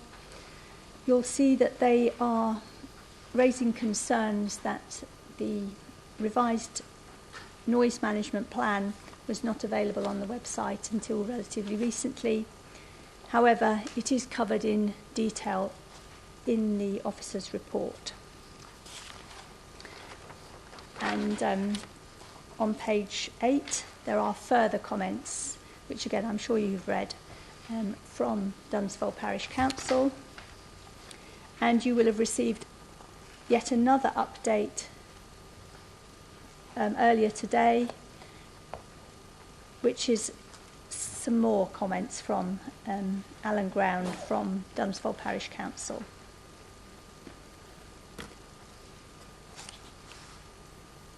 I don't know whether members would like a moment to just read those further comments that, with the title Update 2.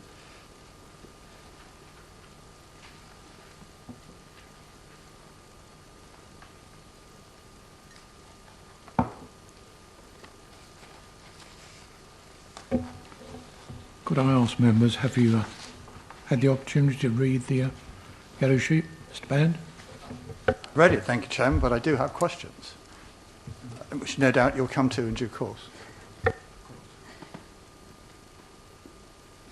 If members are ready, I'll move on to the other part of the update sheet, which is a summary of third-party representations. An additional letter has been received objecting to the proposal for the reasons set out on page 9. This letter was received after the close of the agenda, and therefore it comes in the updates.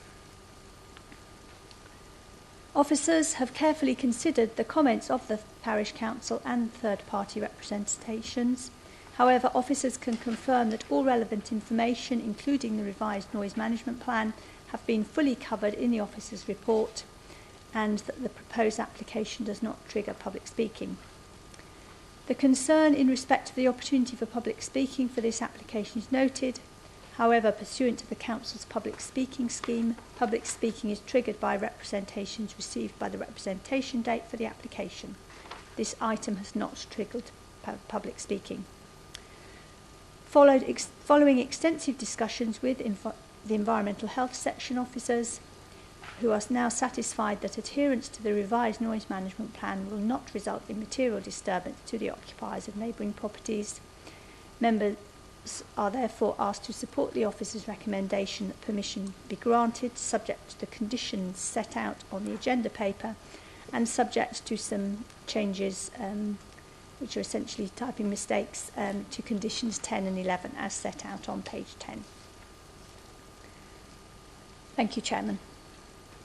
Thank you very much. Could members please welcome A couple of ladies from Environmental Health have been waiting here patiently since 7:15. So they are here to answer some questions and perhaps give us some additional information as required. But I'm not sure who got to their hand up first.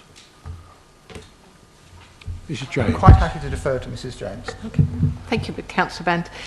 It's a couple of questions, please, Chairman. In the past, we have tried to, should we say, make lots of the arrangements to do with what happens on Dunsfold Park come to the same date lines.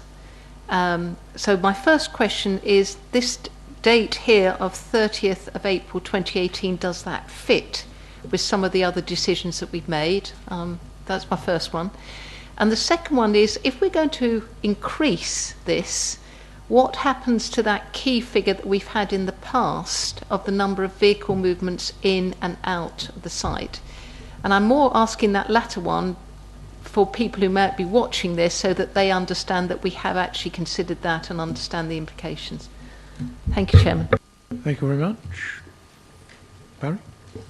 Thank you, Mr. Chairman. With regards to the first question, the date is the same as other dates of activities on the site. And with regards to the second question, condition 7 limits the same number of vehicle movements as we've had in the past. Mr. Baird. Thank you, Chairman. I've got two particular questions. I mean, in reviewing this, we've got to be conscious of the concerns which really the residents of Dunsfold are expressing about this activity. So I would like to know, in terms of, since the previous consent was given, what is the record of everyman motoring activities in meeting the noise limits which were prescribed in that application? And have we looked at those in detail? And the second question I've got is, how do their new proposed noise monitoring scheme compare in terms of severity with what was originally agreed with the original application?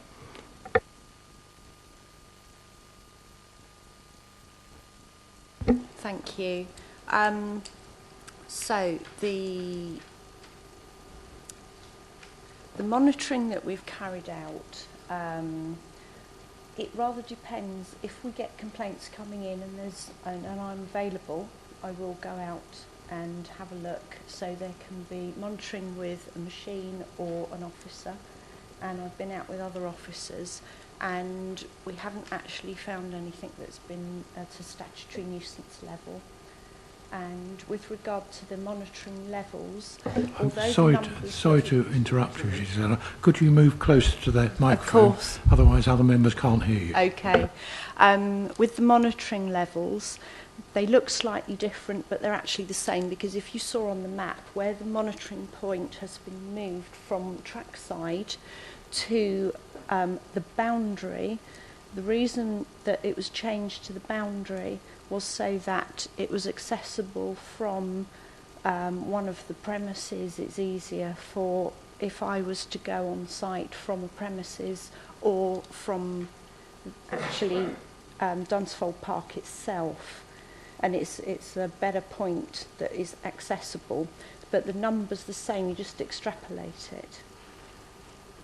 May I come back, Chairman? I mean, I thought the idea was that it was a requirement for every man to actually take records of what was going on in terms of their noise monitoring. And I would have hoped that we would be reviewing that, regardless of whether we're getting complaints from residents, to see what was actually happening. And what you're saying, it doesn't seem to be like that. And I must say, I express some disappointment at the fact we're not actually checking up on what is going on, because we've actually set some conditions. And I do really think we ought to be regularly examining what has been recorded. It seems to me what you're saying from the second question, it's a matter of convenience. And I would accept that 65 dBA further out is probably a good enough equivalent to the 85 closer in, because it's more relevant to actually what the noise the residents would hear. So it is probably a better point. But that's the only reason why they've moved it, for convenience, is what you're saying. So I express my disappointment, Chairman, that we haven't actually been monitoring what's been going on. And I do think that if we're going to approve this application, we should be writing into the conditions that we are going to monitor what is going on and on a regular basis. I don't know what officers might consider to be reasonable to review what has been going on, that we ought to be putting out into conditions that we'll be expecting to see, submission of the records of the noise for review and acknowledgement. Thank you very much. Can I respond to that? Yes, please do. Okay. We go out, as I said before, we go out if we need to, if somebody calls, but also we arrange days because it's the dates ahead for Everyman and their other events are on the Dunsfold Park website under the diary section. So obviously we have to arrange out of hours visits if it's on a Saturday. So we look ahead and we fit them in where we can. So we do that occasionally, and sometimes we leave a machine out because we've got various machines that we can do. But also, if there's a particular issue and we want to gain evidence, we can actually ask them for particular data. But it's a time-consuming and expensive process to do that, so we need the justification to do that. And so far, there hasn't been an awful lot, because every time I've gone out, there hasn't really been much of a problem. Yes, you're going to hear it, because it's the nature of it, but it's whether it meets the statutory nuisance level, which it doesn't. And looking at the levels that we've set, and I've worked with the Dunsfold Park acoustician on this, once you extrapolate it to even the nearest noise-sensitive premises, the average noise levels are pretty much only around the ambient or background levels. So it would have to be at least 10 decibels below for it to be inaudible, but we're not looking at inaudibility, we're looking at what's acceptable in that sort of area where you've had an airfield for a long time.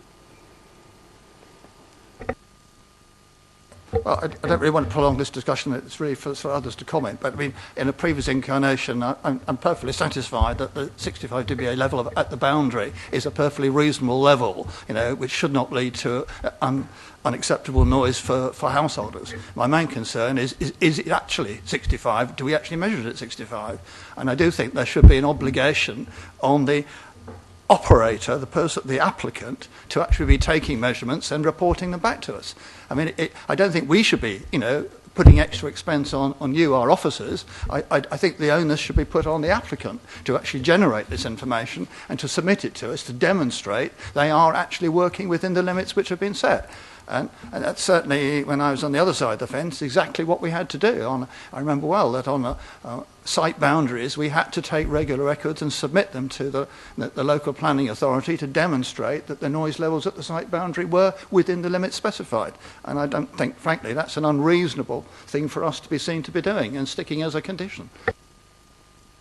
Thank you, Mr. Chairman. Just to confirm for Councillor Band, condition number 4 and 5 require that every man monitor noise and keep those records and make them available to local planning authority upon request. So the reason why we haven't had that information yet is because they haven't implemented their permission.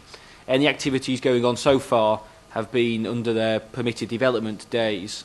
So that's why we don't have records going backwards, but to be certain going forwards, we will have records. Thank you for that. Mrs. Foraszewski.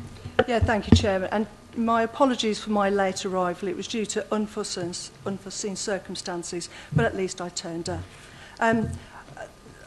The point there was made very eloquently by Barry Lomax there, and to satisfy Councillor Bands, there is noise management and it is being monitored and there are records there, and they will and have said that they will supply it at any given time to help officers with the management of it. So I don't think it needs any more conditions. Conditions are already there, and as Barry has already said, this application hasn't been implemented for the data to be collated. Another thing that I find slightly irritating about this is the people who have sent forward updates have had 12 months to put forward their complaints about noise and other issues that cause them concern. Officers have had 12 months to determine this application and haven't. And in that time, Dunsfold Park had every right to go to appeal on non-determination of this application. The current noise management plan has produced sufficient evidence to prove this is not an event that generates nuisance noise. In fact, if I was to give any sort of reassurance that ease the minds of the residents and the parish councils, it's proven that the Everyman event is one of the quieter of the ones they do. And in actual fact, by having more, there will be less noisier events at Dunsfold Park. So it will work in everybody's favour. I would urge this, we take on board the officer's recommendation and go with it. It's been going on for such a long time. We'd like to see it concluded. Dunsfold Park has been very, very tolerant. We've had 12 months to complain. We've had 12 months to get it right. Can we please now just come to a conclusion and grant this application without any more necessary conditions that are going to make it more difficult for everyone. Thank you, Chairman. Thank you very much. Mr. Byam. I don't need the time now, thank you, Chairman. Thank you very much. Mr. Holder. Thank you, Chairman. I think Mrs. Forodeski is slightly inaccurate in saying that there have been no complaints. I, as a local ward councillor for this area of Dunsfold Aerodrome, have had constant complaints for the last 3 years. It does make a lot of noise, and I'd like to read out one of the occupants, Mr. Barker, who lives right on the edge of the airfield. He says, "I'm writing again to express my deep concern that I believe in making the recommendation for this application to be granted that officers have not given balanced consideration to the facts. In saying this, I refer to the letter from Mr. Jamie McAllister, the officer, which states the activity is generally not even audible on our boundary. That, in fact, is incorrect. He is constantly barraged day in, day out by these activities. I also refer to the opinion given by Waverley officer, which states that a proposed development would not result in significant adverse impact on the occupiers of neighbouring properties. And again, I would dispute that. Both these statements refer to an activity where as many as 20 Ferraris and Lamborghinis are being driven around the airfield at the same time. This is a horrendous amount of noise. And there may be monitoring occasions when the noise isn't audible, but several times when the wind is blowing in the wrong direction or the track is wet due to rain, the noise is amplified significantly. So I won't go into all the applications, except that this application, of course, is disputed by both Orfold Parish Council and by Dunsfold Parish Council. And I really think that it is perhaps just a bridge too far in granting so many of these days applications. Thank you, Chairman. Thank you very much. Mr. Stennett. I think it's going to be a long evening, Chairman. I've got to say, as you know, I run a transport company, and my trucks go constantly in and out of Dunsfold. And I've got to say, on all the days that I've gone in there, looked at jobs, and you wouldn't drive 20 Ferraris around there in one go. For one reason, they're far too valuable. And I have never, in all the days that I've been in there, seen that 20 cars going around that track at any one time. Maybe one, but no more. And I think our noise environmental officer has done a great job, and she should be doing exactly what she's doing and monitoring the situation, and thank you for that. People have to run businesses, and we have to move on. It all creates jobs for McLaren, for Ferrari and everything else, and I think we should carry on with the officers granting this and get on with it. Thank you. Thank you very much. You wanted to come back, Mr. Forodeski? Yes, Chairman, thank you, and thank you for your indulgence once again. Councillor Holder is very selective as to when he wants to choose to get involved with Dunsfold Park. I mean, I've been the ward member for 6 years, and it's only on particular occasions that Councillor Holder decides he wants to support what is deemed as unvalid complaints. I would remind our members that in the 6 years I've had very few complaints from anybody. But I would remind members this evening that our environmental officer, who is here this evening, has quite clearly stated that it would have no adverse impact on neighbouring properties. Thank you, Chairman. Thank you very much. I think some of us are members of the Dunsfold Liaison Committee, which met on a fairly regular basis up to 18 months ago, but meetings have diminished of late, and I rather think perhaps this is due to a marked reduction in the number of complaints about noise coming from Dunsfold Aerodrome when these such events are actually happening. Indeed, well, I could go even further and say that my wife and I have ceased to receive telephone calls from those who find noise from these events unbearable, those that live around Dunsfold Park, which again leads me to believe that perhaps complaints for noise have diminished quite greatly over the last year or more. However, I don't see any... Mrs. Ellis. Thank you, Chairman. I wasn't going to comment, but actually I do feel it's necessary. I was certainly for a very long period of time on the receiving end of a lot of phone calls and emails of complaints from the residents, and I accept that the wind can be in a different direction and different things happen that will make the noise situation worse. However, on the greater majority of times when somebody rang me during an event, I did actually leap in my car and go out there and listen to it. And I'm sorry to say this in opposition to the local residents, I was never actually able to establish that there was a lot of noise that would cause upset to the residents in the area. So I understand their concerns. They want to sit out in their garden in the summer, that sort of thing, and enjoy peace and quiet. But they've chosen to live in a position close to an aerodrome where this sort of activity is taking place. And I have never found, in my experience, the noise to be excessive in any way. Thank you. Thank you very much. No further comments. Perhaps we can then go to page 10 of the update sheet then. Unless the officers want to come back on anything? No? Okay. We have a revised recommendation on page 10, and that is that permission be granted subject to conditions 1 to 9 and 12 to 13 as set out on pages 173 to 175 of the agenda, and amended conditions 10 and 11 as listed above on page 10. Can I see those members in favour of the officer's recommendation, please?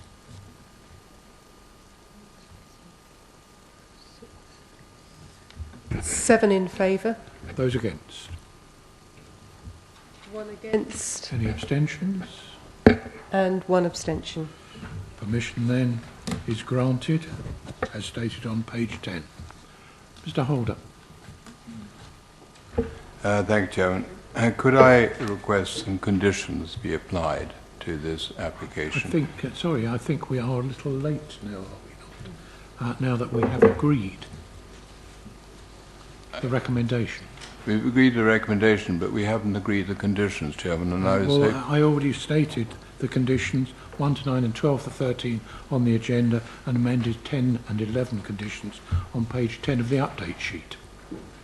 Right, is it not too late to... In fact, it is too late. Okay. Sorry.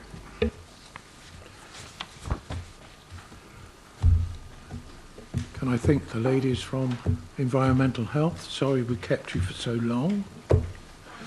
but you're going to be home a lot earlier than we are anyway.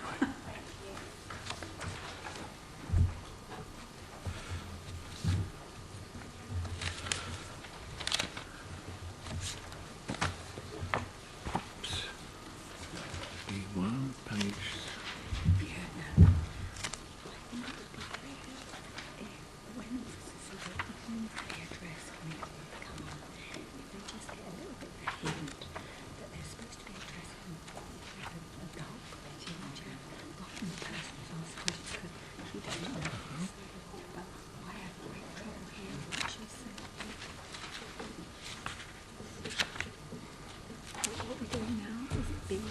Right then.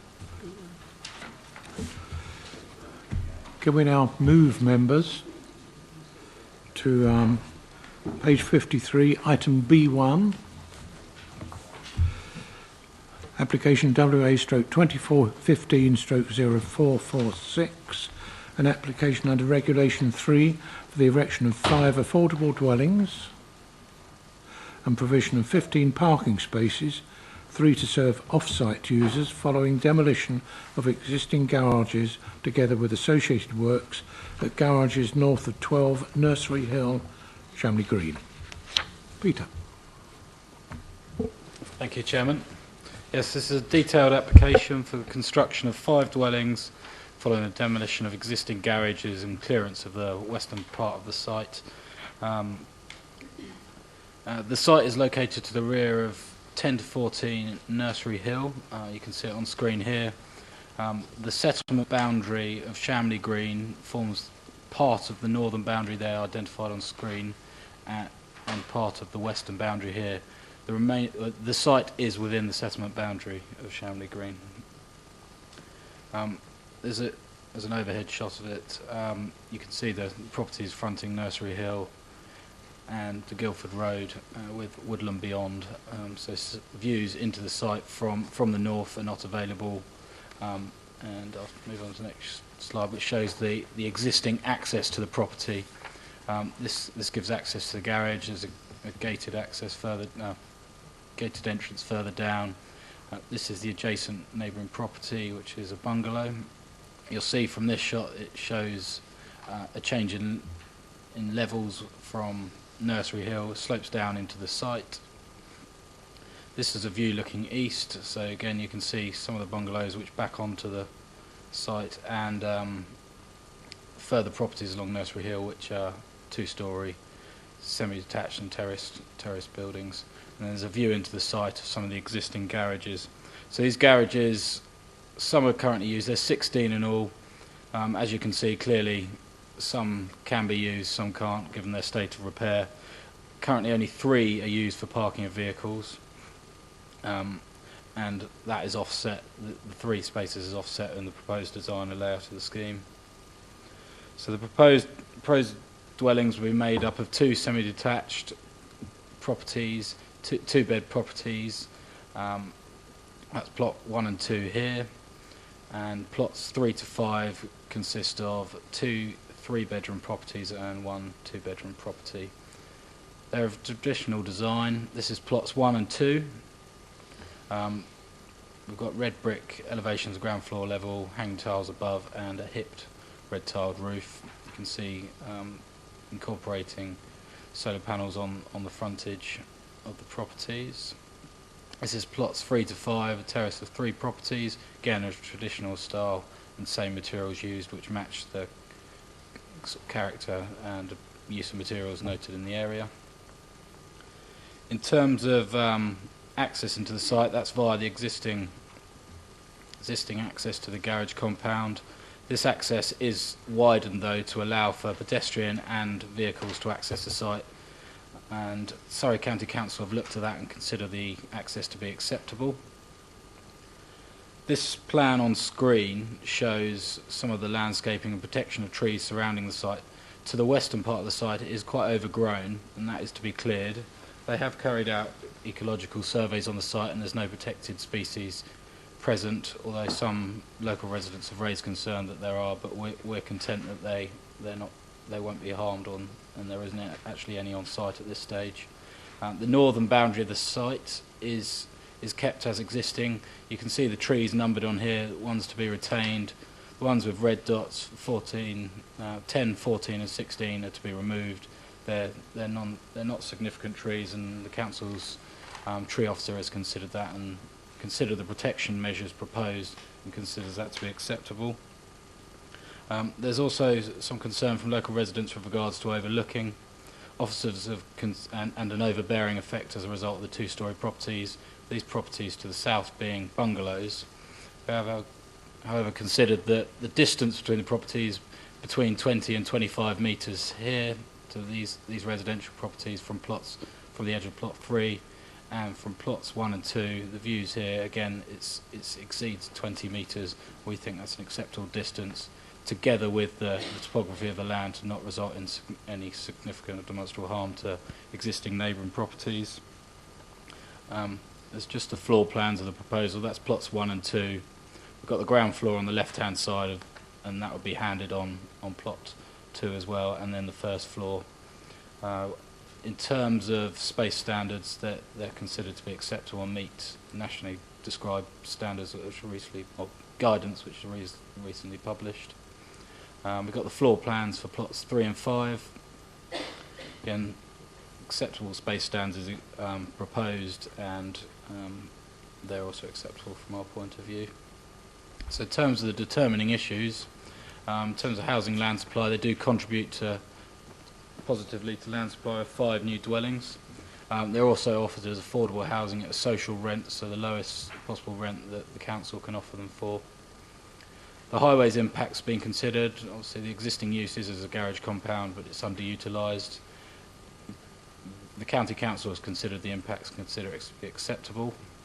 In terms of parking provision, 12 spaces are provided for future residents, which meet the council's guidance on parking standards, and 3 parking spaces are provided for existing residents to offset the loss of the garages which are currently used. We've got bin storage and servicing. The access is considered to be acceptable for service vehicles. Bin storage is provided within the rear of properties, but we've asked for a detailed landscaping plan to finalise the details of these. I've covered the ecological impact. We're content that there wouldn't be any harm to protected species.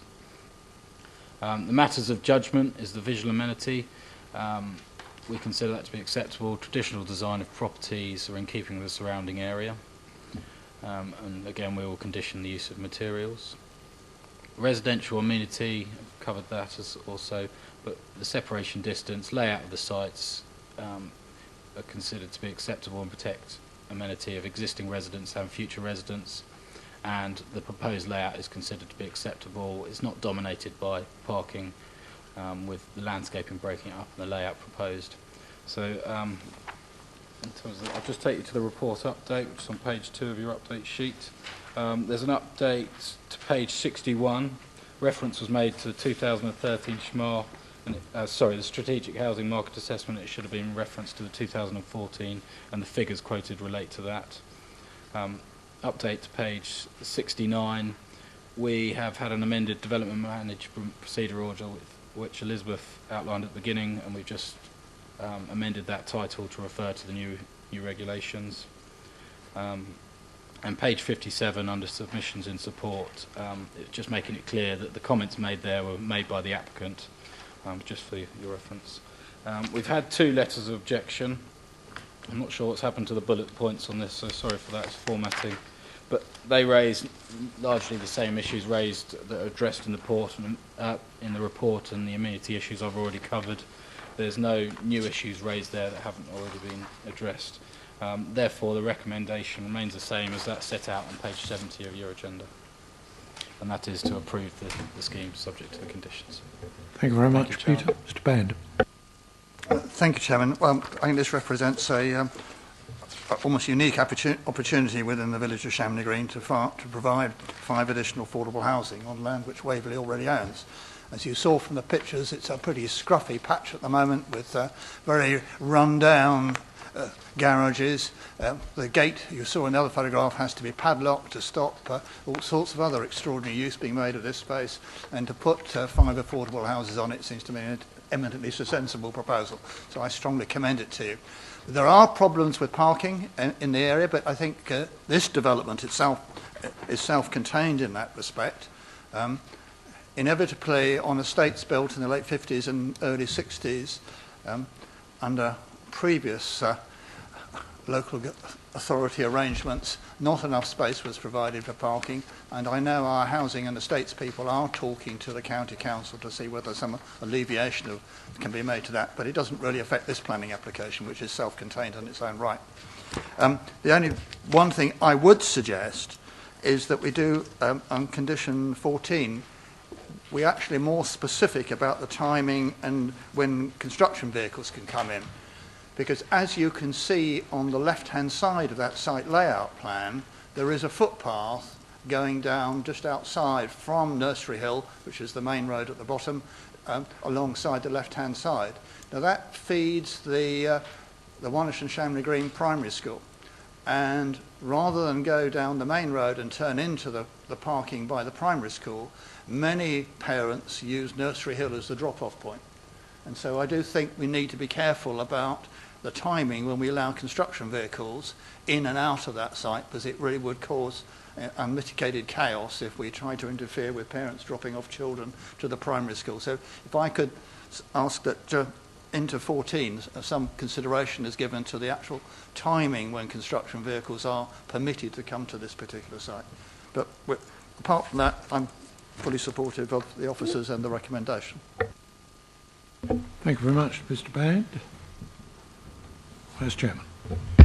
Thank you, Chairman. I'm sorry, could you just tell me, I don't know whether you mentioned that we'd got the report from the Parish Council. I see it's awaited, but I can't see it in the update. You might have said that, but I didn't hear you.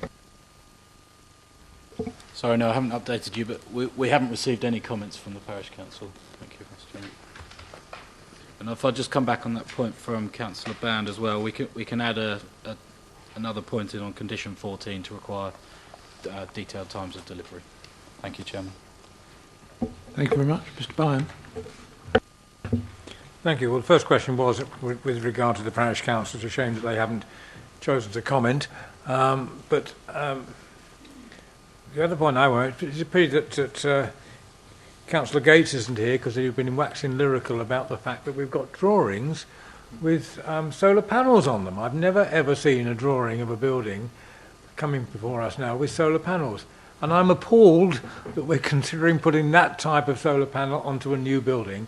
I don't know if there's anything we can do. I know it's a planning meeting, nothing to do with housing building, but we ought to be considering having inset solar tiles rather than the panels as they look now. And we saw from the photograph of the scene there of our own properties, I presume, with solar panels on the front, and they look pretty awful in certain situations. I get lots of people commenting about them. I've got them on my house, but they're on the side and nobody can see them. So I don't know how we can deal with it, but it would be good to put forward that point. We ought to be considering, and I've made it elsewhere as well, considering inset tile solar panels. Thank you, Mr. Byam. I think we have to determine the application as it is. I realise that. Yeah, thank you. Mr. Holder. Actually, I was going to support Councillor Burrows. In Guildford, they are now producing new houses where the actual tiles themselves are miniature solar panels and they blend in fantastically, and this is very much out of date. For a new build, I think it's important that it should blend in with the building rather than be a kind of eyesore. Thank you for that, Mr. Holder, but as I say, I think we need to determine this application as it has been submitted. Any other speakers?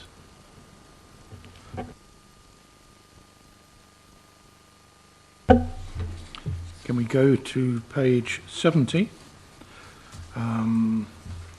with 14 conditions, including a request to amend condition 14 to avoid any conflict with construction vehicles and children heading off to school. Can I see, do we need to raise our hands, or are we agreed with the officers that...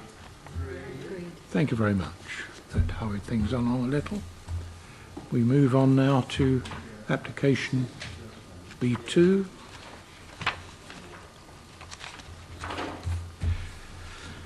Item WA 2015/0176, the erection of a single-storey extension and alterations at 4 Broadhurst Cottages, Smithwood Common, Cranley.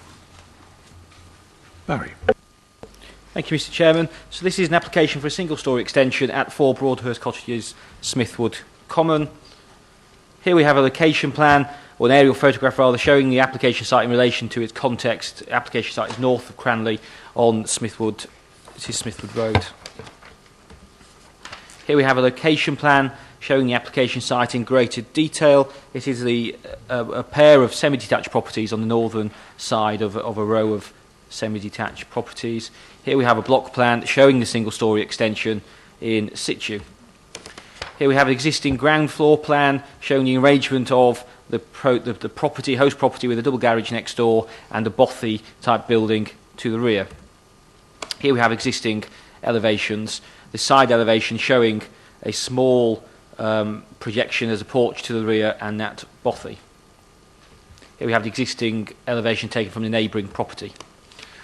Now here we have the proposed ground floor plan. It is proposed to fill in the space between the main house and that small little building to the north. Here we have the proposed elevations. The proposal would have a element of flat roof and a hipped roof on the side of the property, a flat roof towards the neighbour so as to keep the height down to a minimum. Here we have the proposed elevations.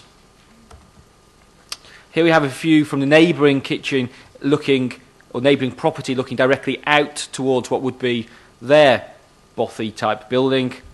And then we have an elevation or a photograph from the neighbouring property looking from their conservatory, which is in their courtyard, looking towards the host property.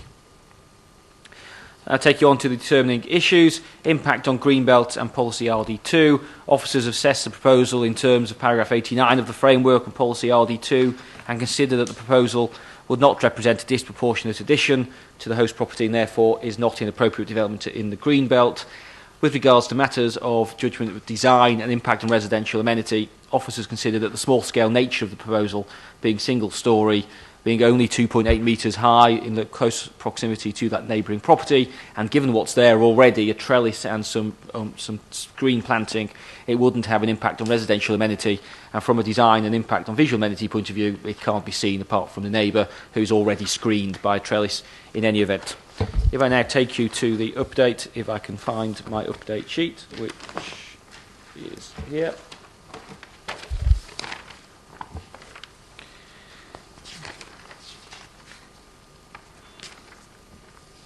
So the updates are as on page 4. That is to confirm that the applicant has agreed time extension until the 24th of April, and we have an amendment to the report to sweep up those changes with regards to the change in the management order, and the recommendation is as set out on page 87 of the agenda. Thank you, Chairman. Thank you very much, Barry. Mr. Band. Thank you, Chairman. I brought this to the committee as a result of the Parish Council raising objections to this particular application. But I think, as you'll have seen from the officer's report, there really is no case to answer. I do believe it is entirely acceptable. And indeed, if you drive by, you will actually notice that number 1, Broadhurst Cottages, actually has got a conservatory in a very similar position. So I fully support the officer's recommendation in this case. Thank you. Mrs. Ellis. Thank you, Chairman. Before some boundary changes, this property was actually in my ward, and I do feel that I know the area quite well. It's almost a hamlet in its own right and separate from Rowley and Cranley as such. There have been significant extensions to many of the properties in the immediate area here, and I believe that the proposals relating to this particular property would be entirely in keeping with the other properties, and as such would not impact in any way on the neighbours or cause this property to be unneighbourly, which I think is actually borne out by the lack of objections from a close community to this particular application. I appreciate the concerns of Cranley Parish Council as expressed relating to the 45-degree rule, but I believe that the officers have correctly used their judgment, and I fully support this application. Thank you. Thank you very much, Mrs. Ellis. No other speakers? Can we then, members, go to page 87? The officer's recommendation is that permission be granted, subject to a couple of conditions there. Are we agreed? Agreed. Thank you very much. We're on to application B3, page 89. Application WA 2015/0217. The alterations to existing garage to provide habitable accommodation and single-storey extensions following demolition of existing outbuildings at Trefusis, The Green, Shamley Green.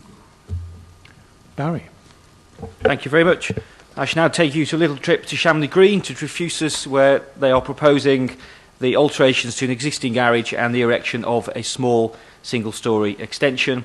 Here we have a location plan showing the application site in relation to the green, and here we have an aerial photograph showing it in slightly more detail. So we have the green in front of the property, well, the green being over here rather, and the property being over here. Next we have an existing block plan showing the property Trefusis and its existing garage arrangement. We now have the proposed block plan showing an extension and conversion of the existing garage and the erection of a plant room and a house for the rabbit.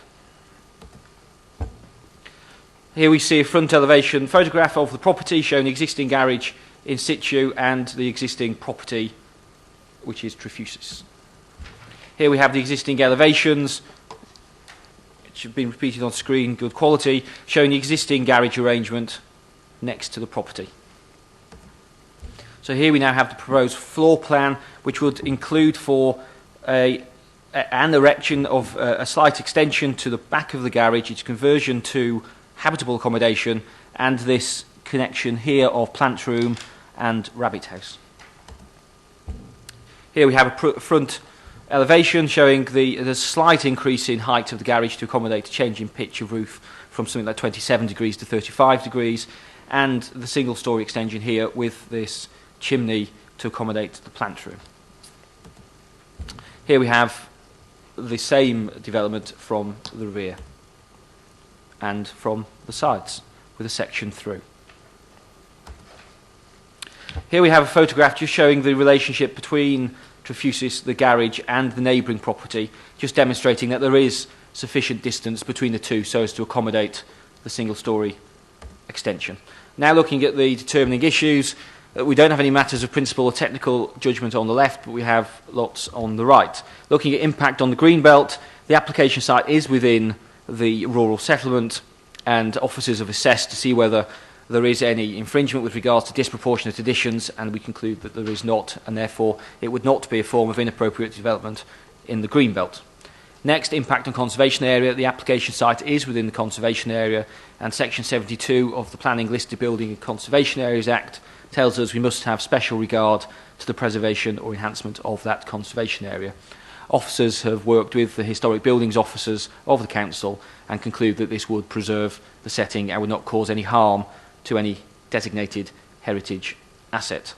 Looking now at design and impact on visual amenity, the proposals have been designed in a way so as to be commensurate with the design of the original house, a house which itself is an undesignated heritage asset, and we do not consider that this will cause any harm to the host property. Next, impact on residential amenity. As the photograph demonstrated, there is sufficient distance between the neighbouring property and this property so as not to cause any problems between the two properties. Next, impact on Surrey Hills, area of outstanding natural beauty.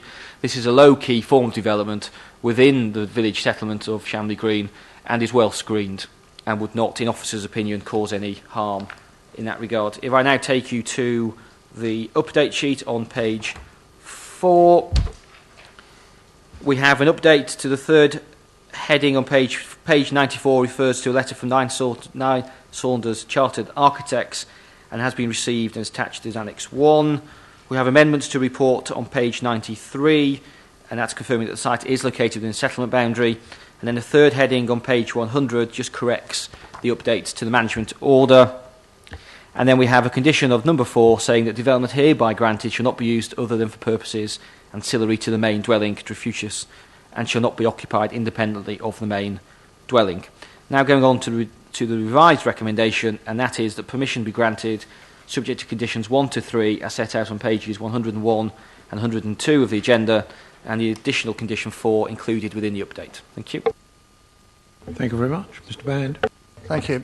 Yet again, it's a case where the Parish Council raised objections to this application.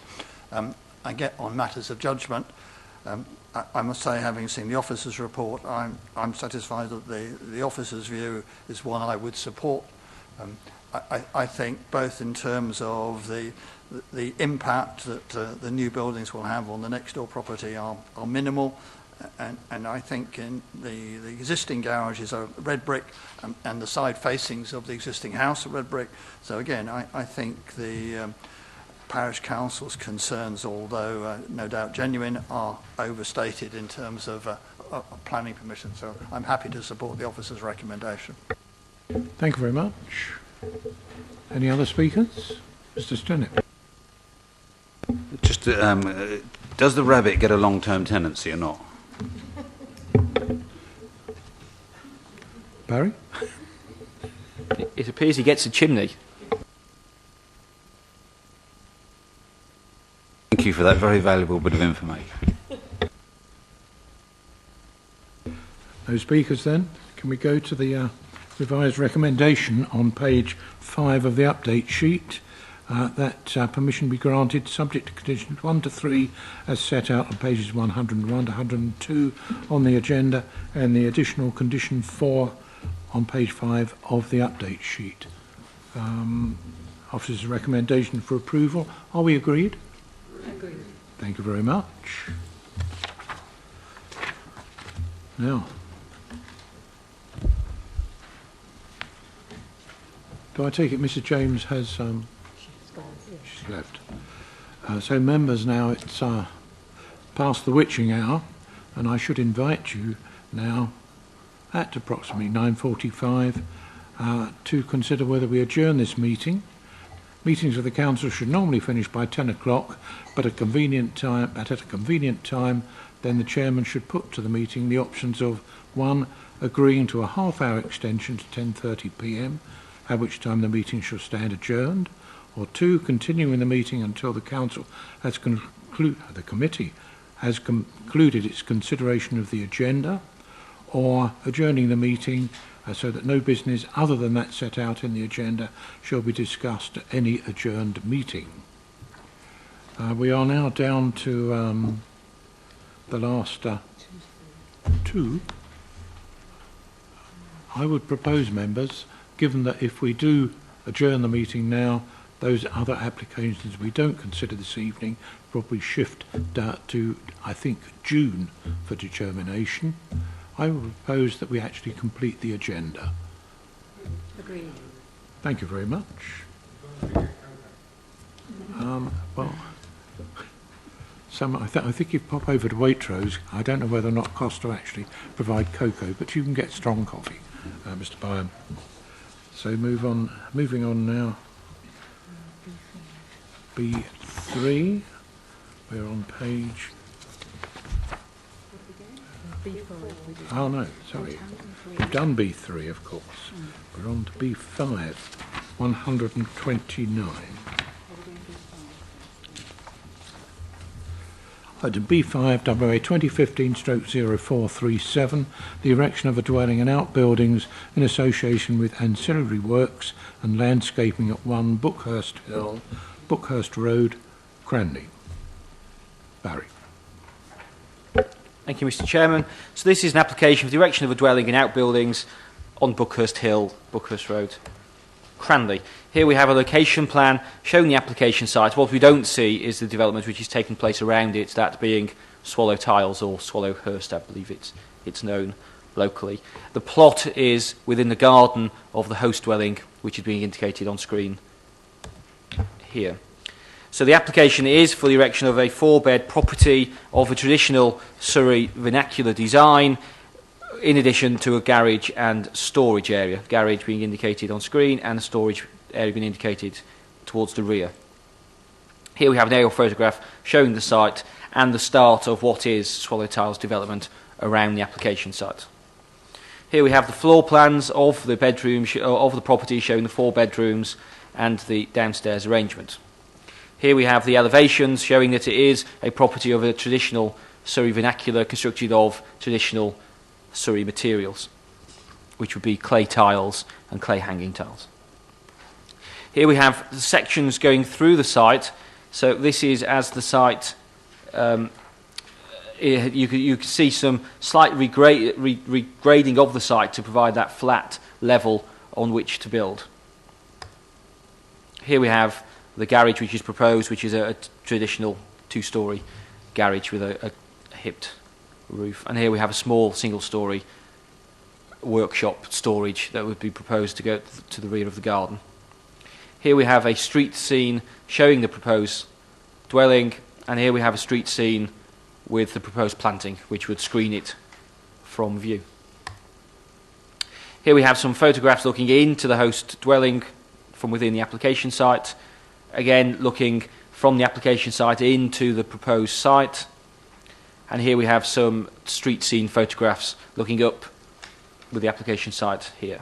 Looking at matters of principle and technical opinion, looking at the planning history of the site, not necessarily focusing here, but neighbouring the site. There was a planning application recently which was refused by planning officers on the site being isolated away from Cranley and it being an unsustainable location. Now, this went to planning appeal, and the inspector indicated that this would be a site that wouldn't be classed as isolated and subject to it meeting with other planning policies would be acceptable. Housing land supply, as members will know, the local authority has 3.7 years land of deliverable housing sites, falling short of the 5 years. Looking at highways and parking, the site provides 4 spaces which would be in accordance with the guidance. Now going on to matters of judgment, we have the effect on the countryside beyond the green belt. But this is currently garden land and being developed will have some effect on the countryside beyond the green belt, but subject to a landscaping condition which is proposed, this can be ameliorated so as not to cause any significant harm. Impact on visual amenity, the proposal is for a building of typical Surrey architecture and would sit nicely with neighbouring dwellings. Looking at impact on residential amenity, the proposal is located and associated buildings of sufficient distance from neighbouring dwellings so as not to cause any harm with this regard. Biodiversity in compliance with habitat regulations, the applicant has submitted biodiversity studies which demonstrate there wouldn't be an impact on biodiversity. Now going to the update sheet.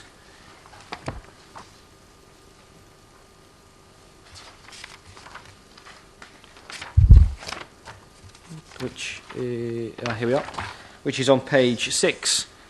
We have an amendment to the report, which is in relation to the biodiversity on page 143 in the compliance with habitat regulations.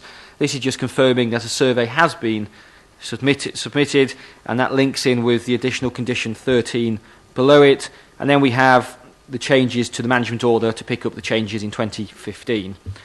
So we go on to the revised recommendation. Also brought to my attention is the report suggests that the parish council haven't made comments, whereas they have made comments and there's no objection. So thank you, Councillor Mrs Ellis, for pointing that out. And then we have the revised recommendation, which is that permission be granted subject to conditions 1 to 12 as set out on pages 145 to 148 of the agenda, and additional condition 13 included within this update. Thank you, Mr Chairman. Thank you very much, Barry. Speakers?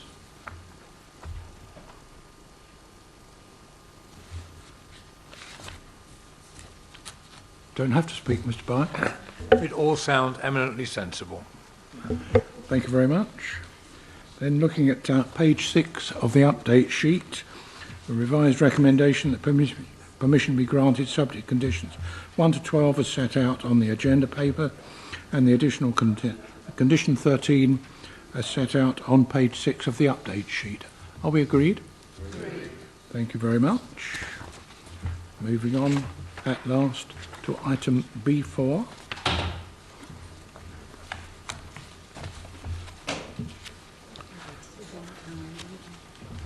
I think this is where,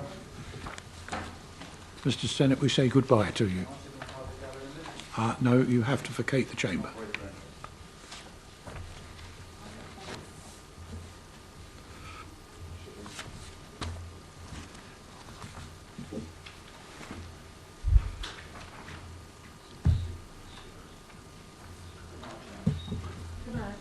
Good night. Drop into the Bell and Dragon, have one for me. Item B4, WA 2015/0004, the erection of a building and associated works to provide 4 flats following demolition of existing house, as amended by emails dated the 13th of March, 1st of April, and amended plans received on the 1st of April 2015 at Gaston House, Guildford Road, Cranley. Barry. Thank you, Mr. Chairman. Excuse me, Chairman. Before we go any further, it just seems to me there is a revised recommendation in the update sheet. I wonder whether other members would support that. And if that is the case, then I would be happy to propose that we defer this application to further consideration at a later time. I think the officers are actually proposing that it be deferred, Mr. Band, and no doubt Barry, when he gets to speak, will advise us accordingly. Okay. It just seems to me we want to go through the whole perambulation before we actually get to that point. I will bow to your requirement. I don't think Barry is planning to go through the whole update. Barry. Thank you. I shall be as quick as possible. And you'll note that the revised recommendation on screen is that following the receipt of additional information in relation to the provision of affordable housing, officers are of the view that the additional information constitutes a material change to the basis of the application. As such, officers recommend that the application be deferred to allow a full and proper assessment and consultation of the additional information, including a means of securing the affordable housing for the lifetime of the development. Thank you. Given the revised recommendation, members, are we agreed? Agreed. Thank you very much. I think pretty much we are finished. It didn't take until 11:25, which I rather thought it might, but perhaps as we've come to the last meeting of Eastern Area Planning, can I thank you as your chairman for the last 3 years for your support. It's been a pleasure sitting up here, trying to keep you under control, and can I wish you all some relief, those of you who will be back in June for Eastern Area. Meanwhile, have a safe journey home. And thank you also to the officers as well for their support. You've been absolutely brilliant. And Fiona there on my right. Thank you.